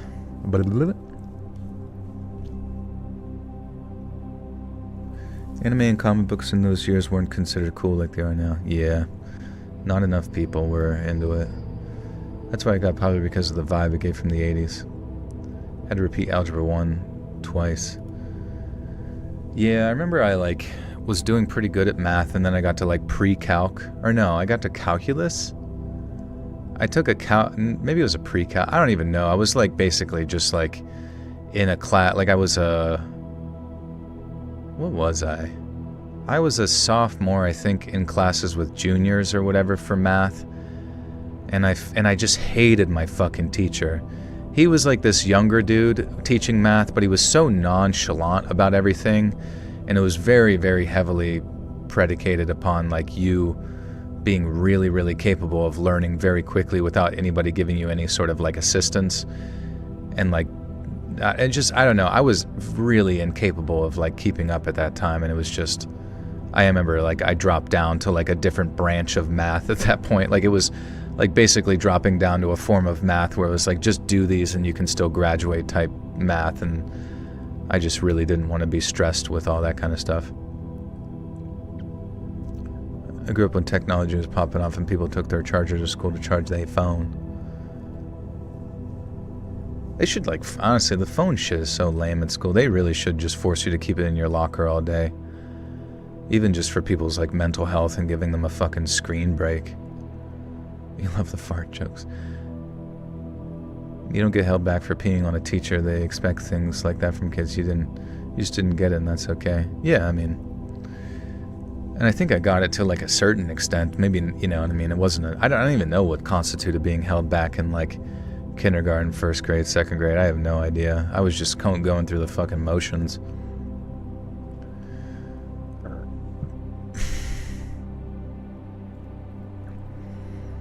He wasn't home at the time, but police officers found a whole bunch of soundproofing material, the exact same variety visible in the shipping container. I keep wanting to say visual. What's wrong with me? He wasn't home at the time, but police officers found a whole bunch of soundproofing material, the exact same variety visible in the shipping container video. Then after that, all the cops had to do was wait. Since the details of his snuff film had both horrified and captivated citizens from coast to coast, the Ripper's arrest was a national news story. Then just after 24 hours later, the Rialto chief of police revealed the Ripper's identity during a press conference, and his name was Theodore R. Brimley. Ted didn't gasp that time.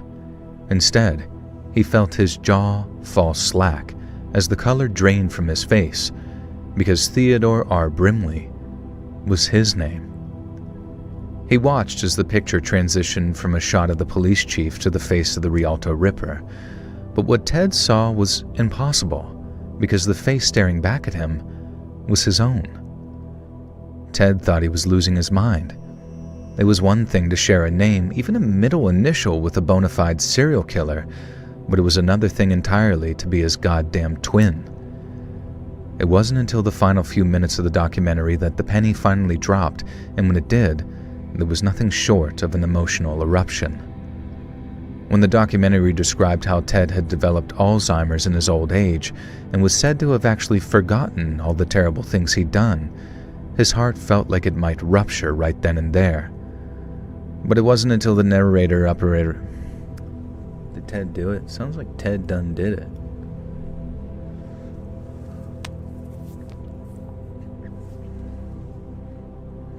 When the Chromebook started rolling, I knew it was over. Yeah, I don't know, man.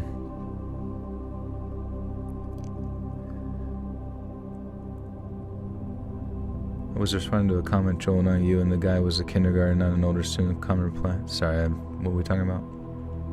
What the fuck is a Chromebook? I think Chromebooks are just like laptops that, like, really cheap laptops that basically have just enough capability to, like, access the internet and do, like, Word documents and stuff. Joel, aren't you taller than me? You have oppressive energy. That's just because you're a subhuman. No, I'm just kidding. JK.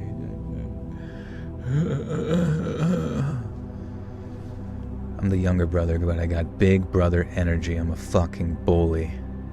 It's Star Wars Day? Oh, that's right. May the fart be with y'all. Too bad Star Wars sucks now. Does it still suck? Is there anything good Star Wars that's been out for a while?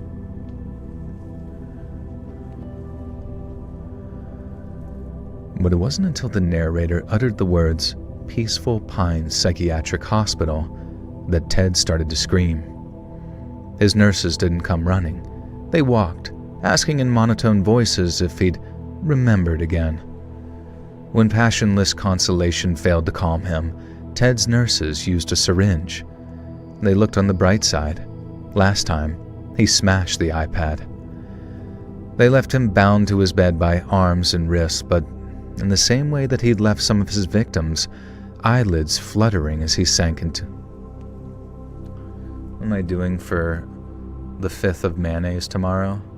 Are you eating chips and guac? I fucking hope so. That would be such a good thing to do for that. My kids were issued Chromebooks back in the day. My daughter is in nursing school with her iPad and iPhone. Yeah, I remember, like, the Chromebook was like such a detrimental thing to my one friend's kid, because they were able to download some, like, communication applications and then, like, talk to some pretty very, very unscrupulous people on there, and then just had a pretty strongly detrimental effect on their mental health and stuff. Joel is 6'5". Yeah, I just turned 6'5". 6'7". My ex says that whenever he watches Spaceballs, he thinks of me. Oh, perfect. You better be hanging out for a bit because it's our birthday. I can't. I do have to go to bed. They left him bound to his bed by the arms and wrists, much in the same way that he'd left some of his victims, eyelids fluttering as he sank into oblivion. But it was only a temporary reprieve, because sooner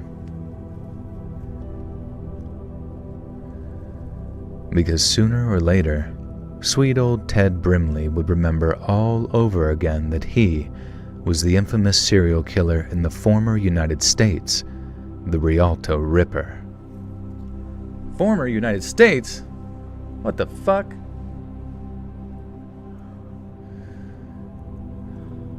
The real historian, yeah. Dun dun dun. Alright, guys. There it is, babe. Oh wait, I have to match your guys's. How many gifts did we get tonight?